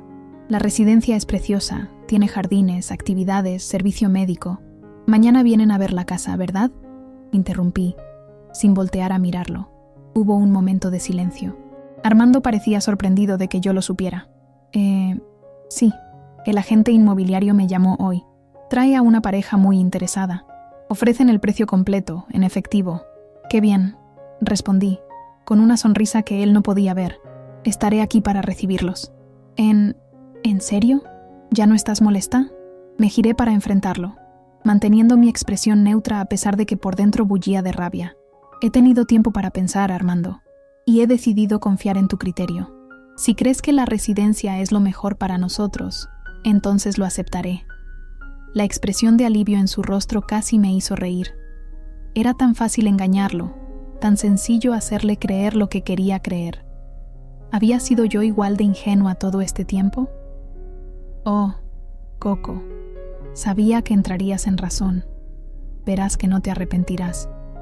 La residencia tiene hasta salón de belleza y organizan excursiones a museos, al teatro. Siguió hablando mientras cenábamos, describiendo las maravillas de la residencia con el entusiasmo de un vendedor. Yo asentía, sonreía, hacía las preguntas adecuadas. Una actuación perfecta que él se tragó completamente. Esa noche, cuando se acostó a mi lado en la cama y trató de abrazarme, fingí estar demasiado cansada. No podía soportar su contacto, no después de haber visto aquellas fotografías, de conocer su traición. Mañana, mi amor, murmuré, dándole la espalda. Mañana será un gran día. Y mientras él se dormía confiado, yo permanecí despierta, anticipando el momento en que todos los secretos saldrían a la luz, el momento en que la verdadera Socorro Ramírez, la mujer que había permanecido oculta durante décadas bajo capas de abnegación y sacrificio, finalmente emergería. Una mujer dispuesta a luchar por lo que era suyo, una mujer que ya no tenía nada que perder, excepto su dignidad. Y eso, precisamente eso, era lo que estaba decidida a recuperar. La mañana siguiente amaneció radiante, como si el clima quisiera subrayar la importancia del día. Me levanté antes que Armando y me arreglé con especial cuidado. Un vestido azul marino que me sentaba bien, zapatos cómodos pero elegantes, un poco de maquillaje discreto. Quería sentirme segura, digna, preparada para lo que venía. En la cocina, preparé café y pan tostado. Armando bajó poco después, ya vestido con su mejor guayabera y pantalón de vestir. También se había esmerado en su apariencia para recibir a los compradores. «Buenos días, mi amor», dijo, besándome la mejilla. «¿Dormiste bien?» «Como un bebé», mentí, sirviéndole café. «¿A qué hora dijiste que vienen los compradores?» «A las 11. El agente inmobiliario, Ramiro, llegará un poco antes para preparar todo. Es muy profesional». «Perfecto. Yo me encargaré de que la casa esté impecable». Armando me miró con gratitud y algo que parecía alivio. El cambio en mi actitud le resultaba sorprendente pero conveniente, y no estaba dispuesto a cuestionarlo demasiado. Después del desayuno, me dediqué a limpiar meticulosamente cada rincón de la casa, no porque quisiera impresionar a los compradores, sino porque necesitaba mantenerme ocupada, canalizar la ansiedad que me consumía por dentro. Cada superficie que pulía, cada objeto que acomodaba, parecía susurrarme: «Esta es tu casa, tu hogar, no dejes que te la quiten». A las 10:30, el timbre sonó. Desde la ventana vi a Fernanda, puntual como habíamos acordado. Armando estaba en el baño, así que pude abrir sin que él supiera de su llegada. «Buenos días, doña Socorro», dijo Fernanda en voz baja. «¿Todo listo?» Asentí, haciéndola pasar rápidamente al comedor, donde habíamos acordado que esperaría. «Mi esposo no sabe que está aquí. El agente inmobiliario y los compradores llegarán a las 11. «Perfecto. Recuerde lo que acordamos. Deje que yo hable cuando sea el momento. No se altere. No muestre sus cartas demasiado pronto». Me senté a su lado, repasando mentalmente el plan. Fernanda había sido clara. No enfrentaríamos directamente a Armando con lo que sabíamos sobre Silvia Mondragón y el chalet en Cuernavaca. Esa carta la guardaríamos para cuando fuera absolutamente necesario. Por ahora, nos centraríamos en mis derechos sobre la casa de Coyoacán. Escuchamos la puerta del baño abrirse y los pasos de Armando bajando la escalera. «Coco, ¿quién era?», preguntó, antes de entrar al comedor y quedarse paralizado al ver a Fernanda. «Buenos días, señor Vázquez», dijo Fernanda, poniéndose de pie y extendiendo su mano. «Soy Fernanda Robles, abogada de su esposa». «¿Abogada?». La confusión y el miedo se mezclaban en el rostro de Armando. «¿Qué significa esto, Socorro?». «Significa», respondí con una calma que me sorprendió a mí misma, «que no voy a permitir que vendas mi casa sin mi consentimiento». «Nuestra casa», corrigió Armando automáticamente. «Y yo soy el dueño legal. Ya hablamos de esto, Coco. Pensé que lo habías entendido. Lo que entiendo es que esta casa es tanto mía como tuya, aunque mi nombre no aparezca en las escrituras. Y la licenciada Robles está aquí para asegurarse de que mis derechos se respeten». Armando se pasó una mano por el cabello, visiblemente alterado. «Esto es ridículo. No necesitamos abogados para resolver un asunto familiar». «Con todo respeto, señor Vázquez», intervino Fernanda. «Cuando hay intención de vender una propiedad adquirida durante el matrimonio sin el consentimiento de uno de los cónyuges, ya no es solo un asunto familiar, es un asunto legal». El timbre volvió a sonar. Armando miró hacia la puerta y luego a nosotras, indeciso. «Debe ser el agente inmobiliario con los compradores», dije. «¿No vas a atender?». Armando se dirigió a la puerta como un autómata.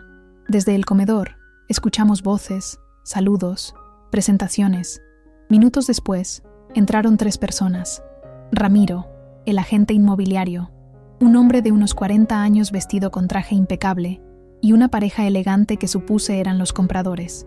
«Les presento a mi esposa, Socorro», dijo Armando con una sonrisa tensa.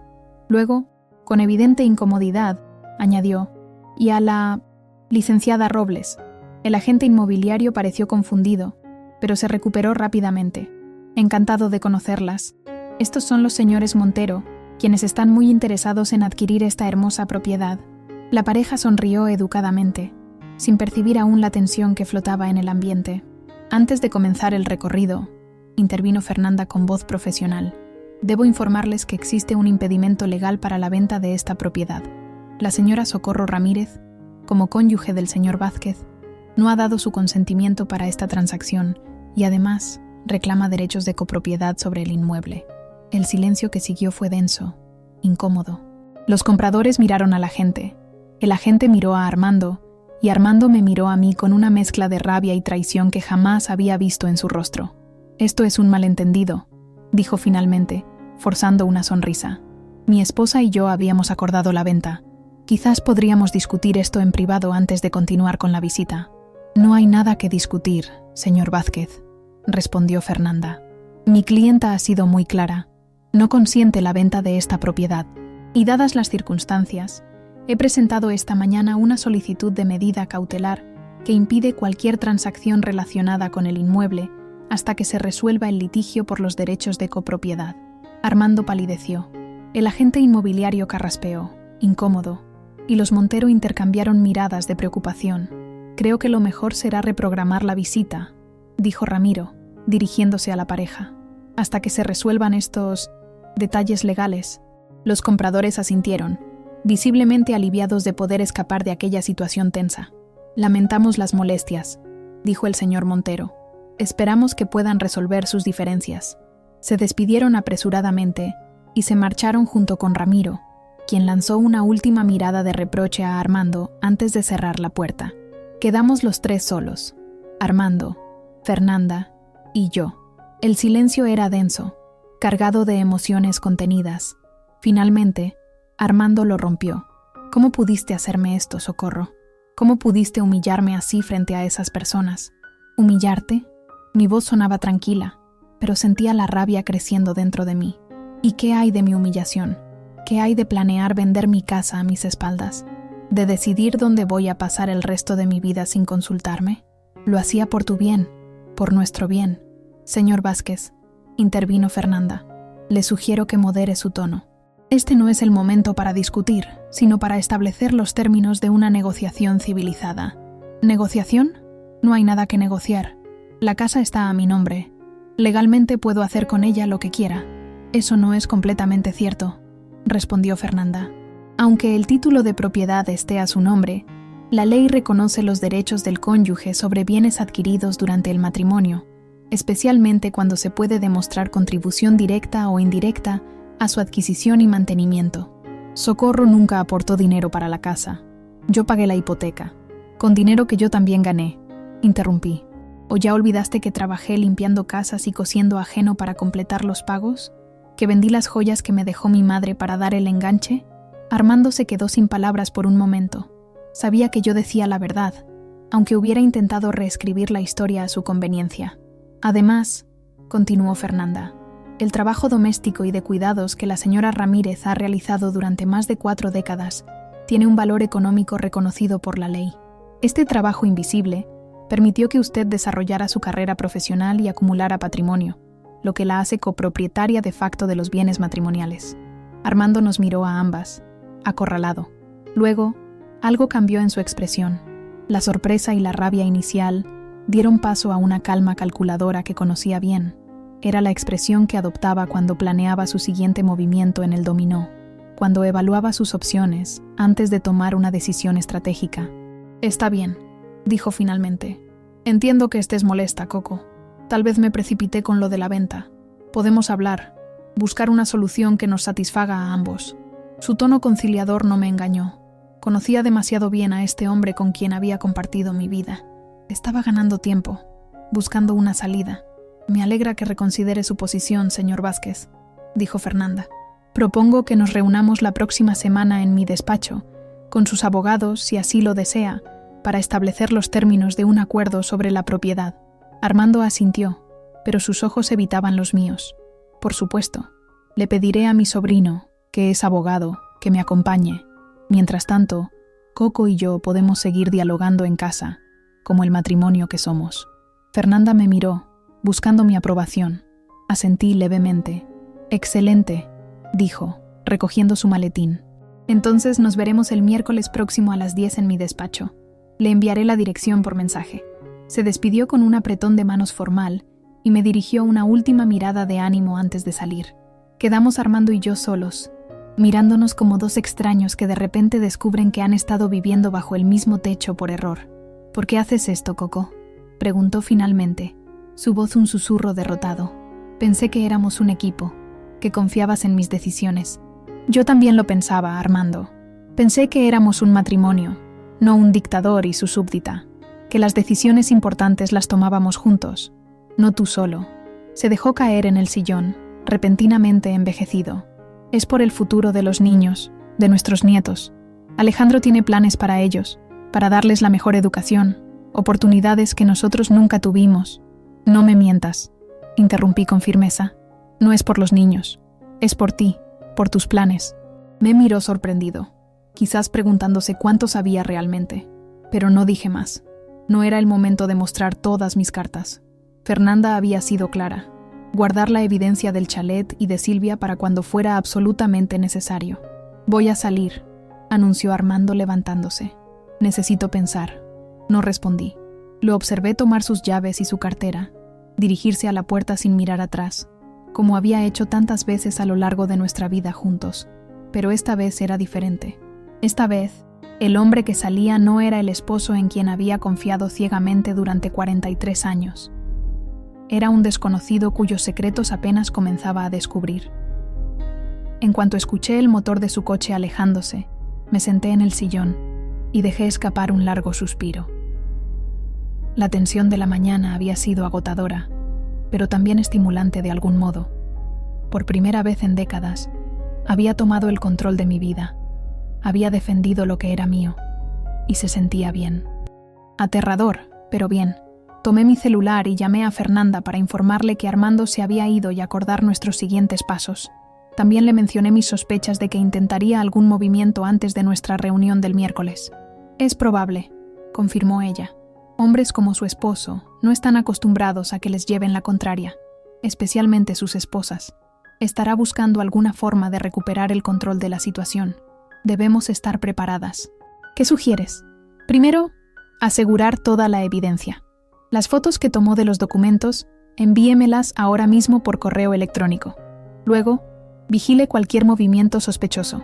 Llamadas en secreto, visitas inesperadas, papeles que intente hacerle firmar. ¿Crees que intentará algo así? Lo hará, y casi con seguridad contactará a su hijo para coordinar estrategias. Debemos anticiparnos. Después de hablar con Fernanda, me sentí más tranquila pero alerta. Como ella había previsto, esa misma tarde, recibí una llamada de Alejandro. «Mamá», dijo, con voz que intentaba ser casual, pero sonaba tensa. «Papá me contó lo que pasó hoy. ¿Por qué contrataste una abogada? Podríamos haber resuelto esto en familia, como resolvieron la venta de mi casa sin consultarme, ¿verdad?», respondí. «O como decidieron meterme en una residencia para ancianos sin preguntarme si quería ir». Hubo un silencio al otro lado de la línea. Casi podía ver a mi hijo buscando las palabras adecuadas, las que me convencerían de ceder. «Mamá, no es una residencia para ancianos. Es un lugar moderno, con actividades, compañía. Pensamos que estarías más acompañada allí que sola en esa casa tan grande. No estaría sola si ustedes vinieran a visitarme más seguido, si mis nietos conocieran a su abuela como algo más que una figura ocasional en Navidad y cumpleaños». Otro silencio, más largo esta vez.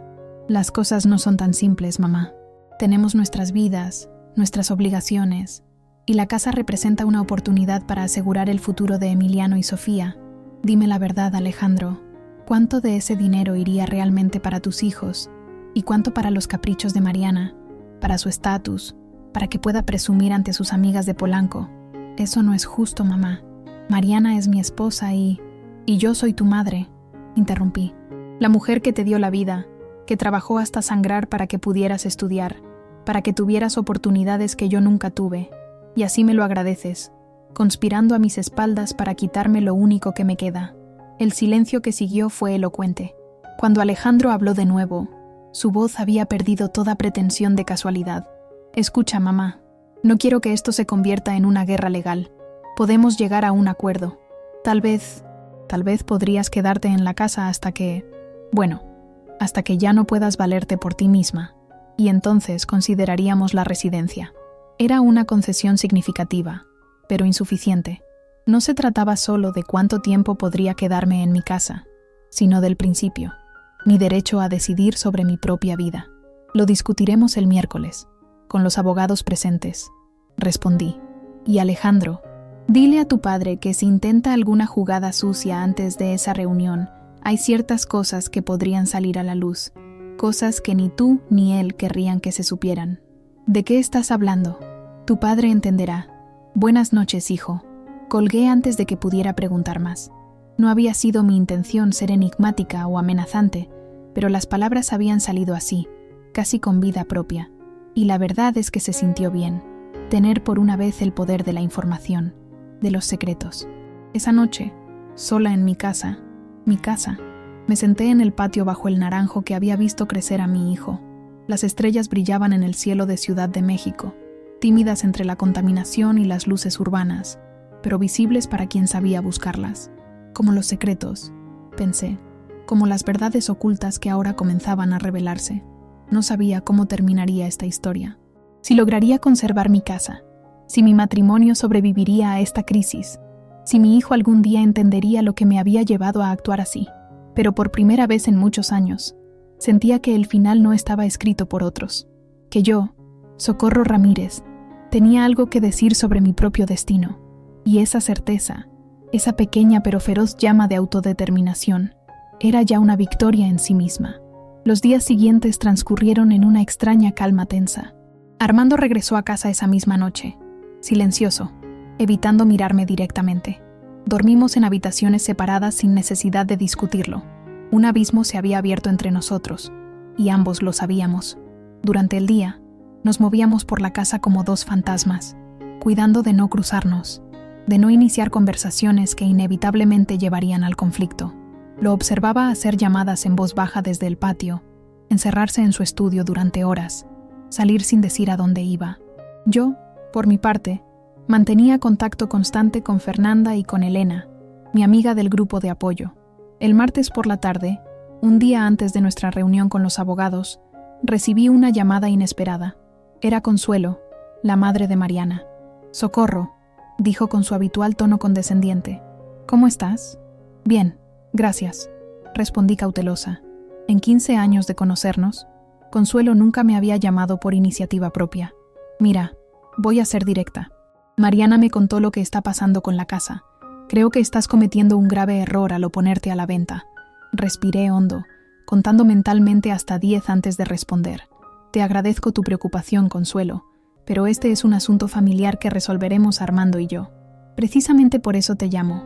Somos familia, y me preocupa que estés recibiendo malos consejos de esa abogada. Las cosas podrían ponerse muy feas si insistes en este camino». Su tono había pasado de condescendiente a vagamente amenazante. Me preguntaba si Armando la había enviado como emisaria, o si era iniciativa de Mariana. «¿A qué te refieres exactamente con muy feas?» Hubo una pausa al otro lado de la línea. «Socorro, seamos realistas. A tu edad, ¿realmente quieres pasar tus últimos años envuelta en batallas legales? ¿Alejada de tu hijo y tus nietos? Porque eso es lo que pasará si sigues con esta terquedad». ¿Es una amenaza, Consuelo? ¿Mariana planea alejarme de mis nietos si no cedo la casa? No es una amenaza, es sentido común. Estas situaciones crean resentimientos, y nadie quiere que los niños queden en medio de conflictos de adultos.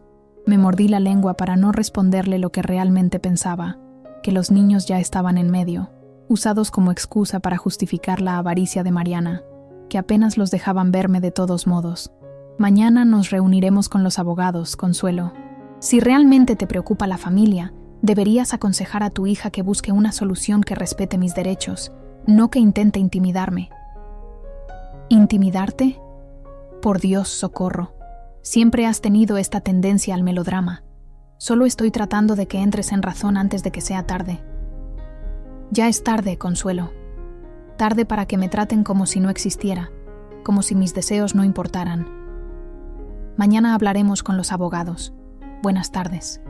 Colgué sintiendo una mezcla de rabia y satisfacción. La llamada de Consuelo confirmaba lo que Fernanda había previsto. Estaban nerviosos, buscando formas de presionarme antes de la reunión, lo que significaba que teníamos ventaja. Esa noche, mientras preparaba la cena que probablemente Armando no comería conmigo, escuché voces en el estudio. Me acerqué sigilosamente a la puerta entreabierta y pude distinguir a mi esposo hablando por teléfono. Su voz un murmullo urgente. «Silvia, no puedo hablar mucho. No sé cuánto sabe.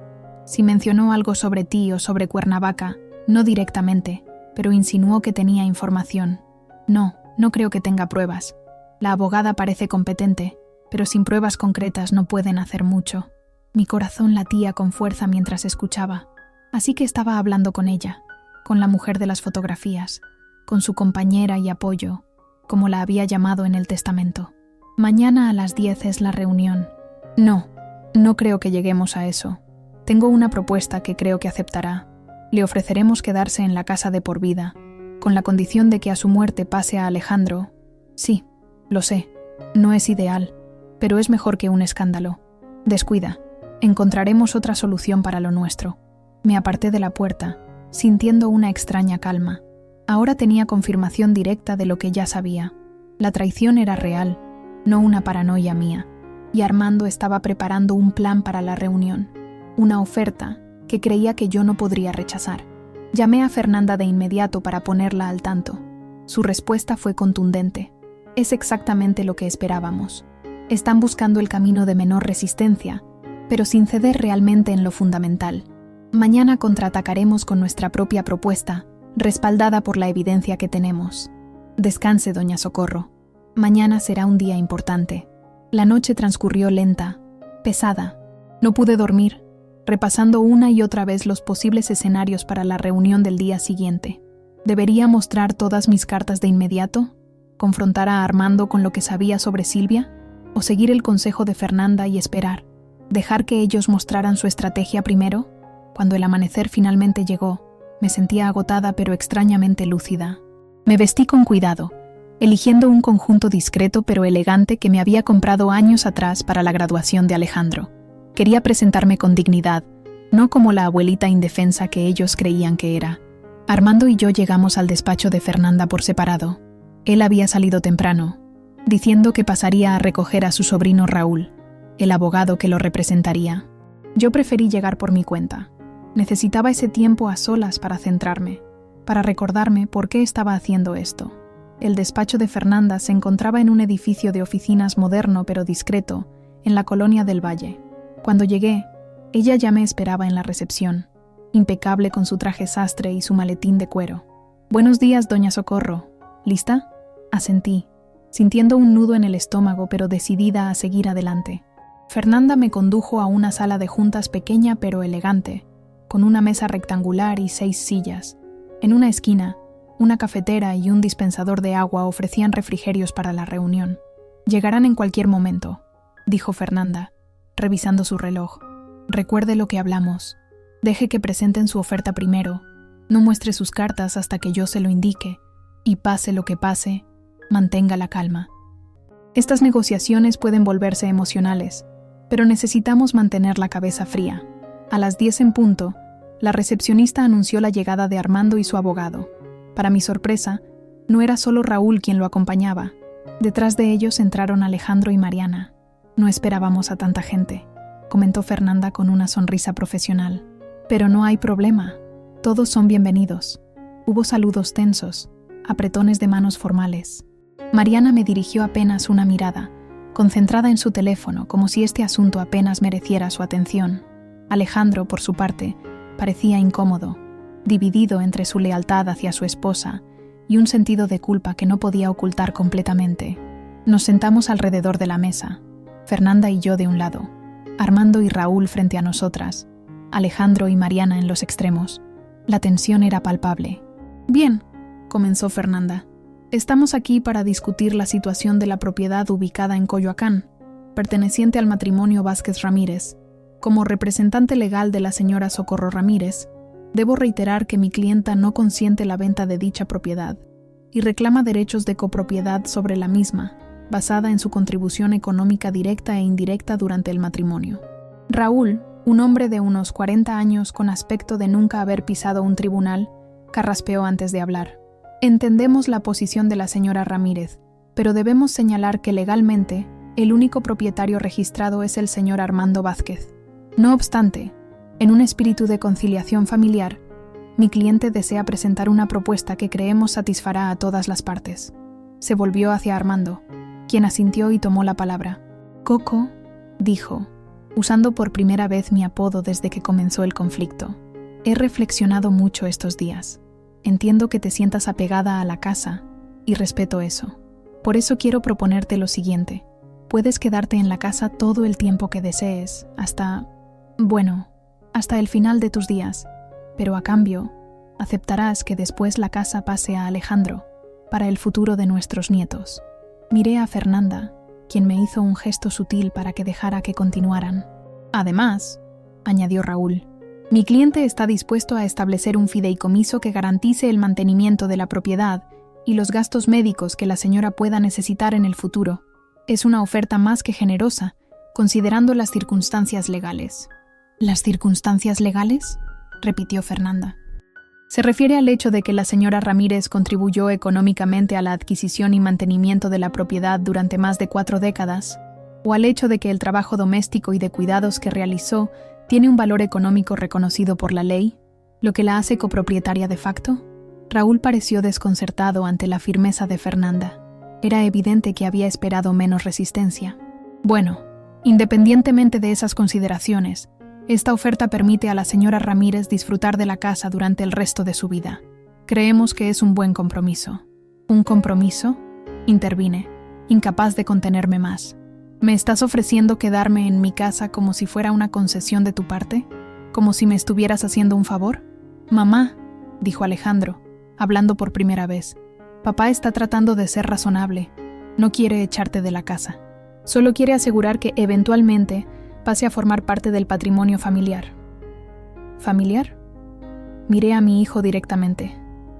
¿Te refieres a tu familia con Mariana? Porque parece que yo ya no cuento como familia, ni para ti ni para tu padre. Mariana soltó un suspiro exasperado. ¿Ven por qué es imposible razonar con ella? Todo lo dramatiza, todo lo convierte en una telenovela. Señora, intervino Fernanda con voz educada pero firme.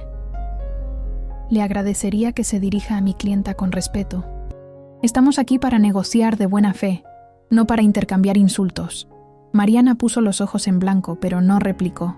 Armando parecía cada vez más incómodo, mirando alternativamente a Raúl y a mí, como si esperara que alguno de los dos cediera primero.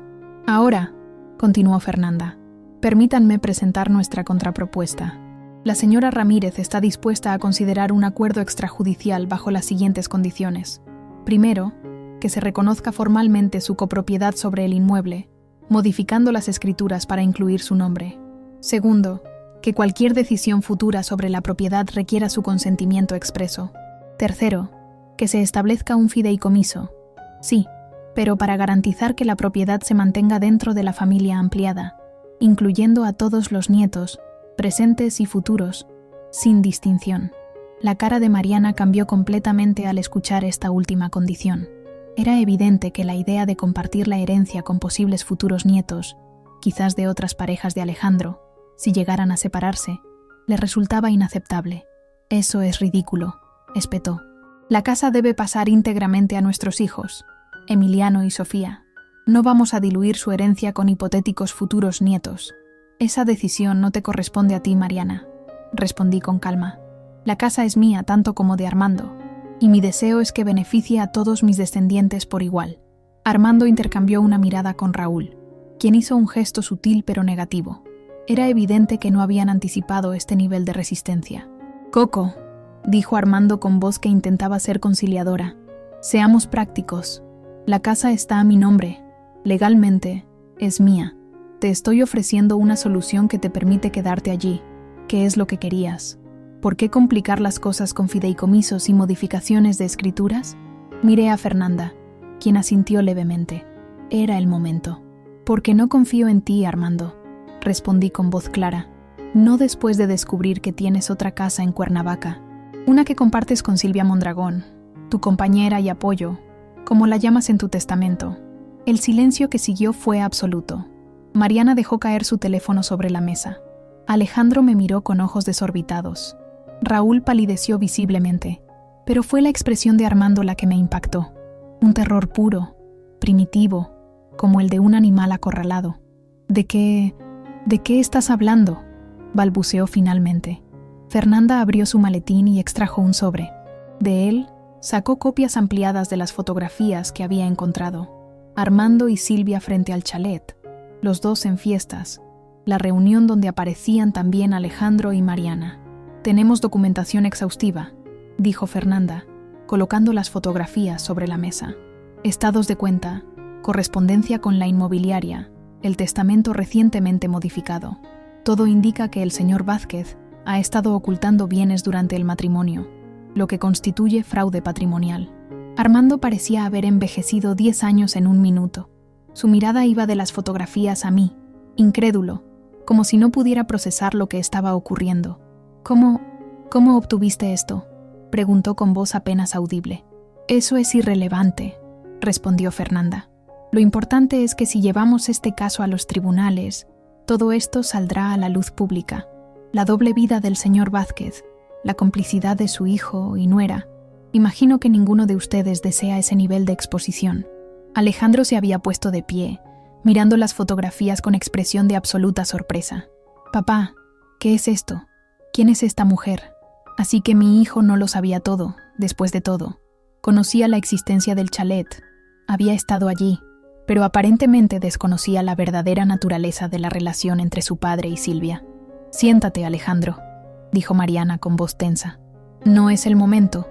«¿Tú lo sabías?», preguntó mi hijo, mirando a su esposa con incredulidad. «¿Sabías que papá tiene otra mujer? Lo importante ahora es resolver lo de la casa», respondió Mariana, evadiendo la pregunta. «Tu madre está usando esto para manipularnos, ¿no lo ves?». «¿Manipularlos?». Mi voz se elevó por primera vez. «¿Yo? Después de que ustedes planearon vender mi casa a mis espaldas, meterme en una residencia para quitarme de en medio, todo para que Armando pudiera vivir su doble vida con más comodidad? ¿Y soy yo la que manipula?». La sala se sumió en un caos de acusaciones cruzadas. Alejandro recriminando a Mariana por ocultar la información, Mariana defendiéndose diciendo que solo protegía a la familia, Armando intentando explicarse, Raúl pidiendo calma. Fernanda golpeó la mesa con la palma de la mano, un sonido seco que silenció momentáneamente la discusión. «Señores, esto no nos lleva a ninguna parte. Volvamos al asunto que nos ocupa. A la luz de esta nueva evidencia, mi clienta está dispuesta a considerar un acuerdo extrajudicial bajo las siguientes condiciones. Primero, que se reconozca su copropiedad sobre la casa de Coyoacán, modificando las escrituras. Segundo, que se le otorgue una compensación económica equivalente al 50% del valor del chalet de Cuernavaca, dado que fue adquirido durante el matrimonio con recursos que, presumiblemente, pertenecían a ambos cónyuges». Armando miró a Raúl desesperado. El abogado se inclinó hacia él y comenzaron a susurrar. Alejandro permanecía en silencio, su mirada alternando entre las fotografías y su padre con una expresión de creciente comprensión y horror. Finalmente, Raúl habló. «Mi cliente necesita tiempo para considerar estas nuevas circunstancias. Solicitamos un receso de la reunión para consultar y preparar una respuesta adecuada». Fernanda asintió. «Por supuesto. Sugerimos retomar esta conversación en 2 días, aquí mismo. Mientras tanto, las medidas cautelares sobre la propiedad de Coyoacán siguen en pie, y debo advertir que cualquier intento de transferir, vender o modificar la propiedad de Cuernavaca será considerado un acto de mala fe que podría complicar significativamente su situación legal». Raúl asintió, recogiendo apresuradamente sus documentos. Armando parecía aturdido, incapaz de mirarme directamente. Alejandro se levantó y, sin decir palabra, salió de la sala. Mariana lo siguió, lanzándome una última mirada cargada de odio. Cuando todos se fueron, quedamos solo Fernanda y yo en la sala. «¿Está bien, doña Socorro?», preguntó, su tono profesional dando paso a una genuina preocupación. No estaba segura de cómo responder. Una parte de mí se sentía victoriosa, poderosa, por fin en control de la situación. Otra parte, sin embargo, estaba devastada. 43 años de matrimonio, una vida entera construida sobre lo que ahora descubría era una mentira. Un hijo que había elegido la lealtad hacia su esposa por encima de la justicia hacia su madre. «No lo sé», respondí honestamente, «pero creo que hoy di un paso importante». «Más que importante», confirmó Fernanda. «Acabamos de cambiar completamente el balance de poder en esta negociación. Ahora son ellos los que están a la defensiva, los que tienen algo que perder si esto llega a los tribunales. ¿Crees que aceptarán nuestras condiciones? Estoy casi segura. Ninguno de ellos quiere un escándalo público. La pregunta es, ¿está usted preparada para lo que viene después? Porque aunque ganemos esta batalla legal, las relaciones familiares han cambiado para siempre. Esa era la pregunta que me atormentaba. ¿Qué quedaría de mi familia después de esto? ¿Podría reconstruir algún tipo de relación con mi hijo, con mis nietos? ¿O el precio de mi dignidad sería la soledad? No lo sé, admití. Pero ya no puedo seguir viviendo como antes, pretendiendo que todo está bien cuando no lo está. Prefiero estar sola pero con dignidad que rodeada de gente que no me respeta. Fernanda asintió, apretando suavemente mi mano. Esa es la Socorro Ramírez que conocí en el grupo de apoyo. Una mujer valiente que finalmente se pone a sí misma en primer lugar. Y créame, no estará sola. Hay toda una comunidad de mujeres como usted, redescubriendo su poder, reclamando el respeto que merecen. Salí del despacho sintiendo una extraña mezcla de emociones. Dolor por lo perdido, orgullo por lo ganado, miedo ante lo desconocido, pero sobre todo, una certeza profunda de que, pasara lo que pasara, ya no volvería a ser la mujer invisible que había sido durante tanto tiempo. La batalla legal podría estar casi ganada, pero la verdadera lucha, la de reconstruir mi vida en mis propios términos, apenas comenzaba. El invierno dio paso a la primavera en Ciudad de México. Los jacarandás florecieron, cubriendo las calles de Coyoacán con una alfombra violeta que contrastaba con el azul intenso del cielo de marzo. Sentada en el patio de mi casa, ahora también legalmente mía, observaba el naranjo que había plantado décadas atrás. Estaba cargado de flores blancas que perfumaban el aire con su aroma dulce, promesa de frutos para el verano. Habían pasado 3 meses desde aquella confrontación en el despacho de Fernanda. 3 meses de negociaciones, documentos legales, acuerdos y, finalmente, una resolución que nunca imaginé posible. Armando aceptó todas nuestras condiciones: la modificación de las escrituras para incluir mi nombre como copropietaria, la compensación económica por el chalet de Cuernavaca, el fideicomiso para todos los nietos presentes y futuros. No le quedaba otra opción. La evidencia era contundente y, como había predicho Fernanda, el miedo al escándalo público fue más fuerte que su resistencia. Pero los acuerdos legales fueron solo el principio de un proceso mucho más profundo y doloroso: la reconstrucción de mi identidad, de mis relaciones familiares, de mi lugar en el mundo. Armando se mudó permanentemente a Cuernavaca con Silvia. Nuestro matrimonio, aunque no formalmente disuelto, había terminado en todo sentido práctico. No hubo grandes discusiones, ni reproches dramáticos. Solo un silencio cargado de 4 décadas de palabras no dichas, de expectativas incumplidas, de sueños abandonados. La última vez que lo vi, parado en la puerta con sus maletas mientras un taxi esperaba para llevarlo a su nueva vida, me pareció un extraño. Un hombre que había compartido mi casa pero nunca realmente mi vida. Le deseé suerte, y lo dije en serio. No por generosidad, sino porque entendí que su felicidad ya no estaba ligada a la mía, ni la mía a la suya. Éramos 2 personas que habían caminado juntas por un tiempo, pero cuyos caminos ahora se separaban definitivamente. Con Alejandro fue más complicado. El descubrimiento de la doble vida de su padre lo había devastado, no solo por la infidelidad en sí, sino por la complicidad de Mariana, por las mentiras, por sentirse utilizado en un plan para despojar a su propia madre. Alejandro, siempre tan seguro, tan en control, se encontró de repente cuestionando todo lo que creía saber sobre su familia. Nuestra primera conversación a solas después de la reunión fue tensa, dolorosa, pero necesaria. Vino a verme un domingo, sin Mariana, sin los niños. Se sentó en la misma mesa donde habíamos compartido tantas comidas familiares y, por primera vez desde que era un niño, lloró frente a mí. «Lo siento, mamá», dijo entre lágrimas. «Lo siento tanto. No sabía, no entendía». No era completamente cierto, por supuesto.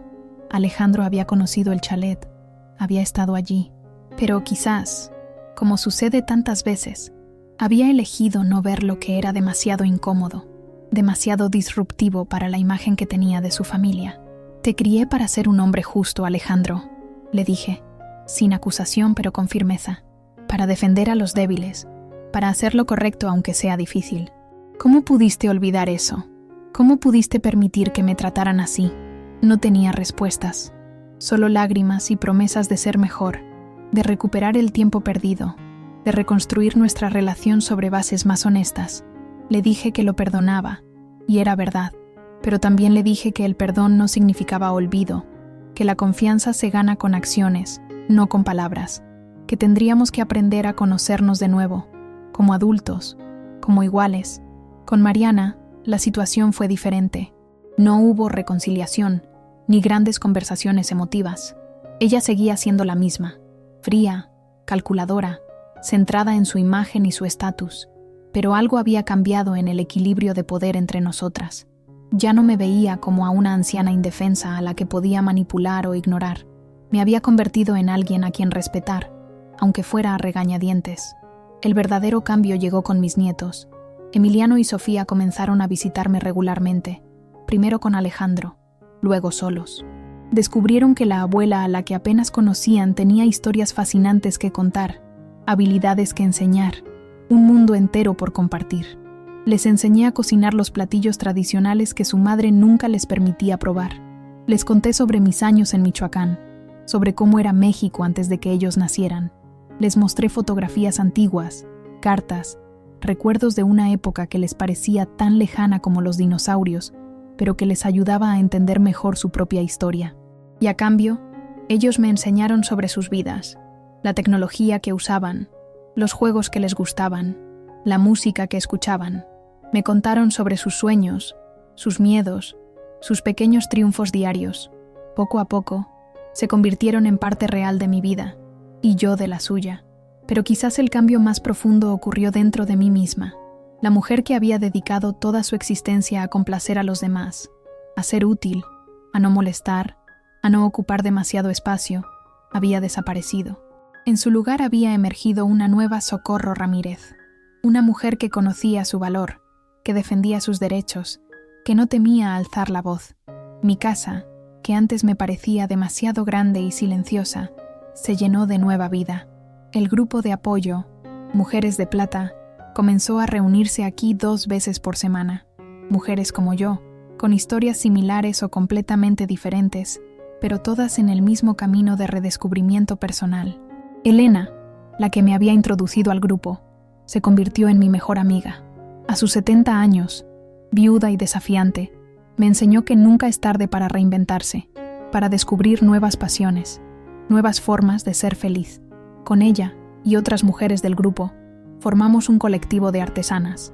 Rescatamos técnicas tradicionales de bordado y tejido que muchas habíamos aprendido de nuestras madres y abuelas y las combinamos con diseños contemporáneos.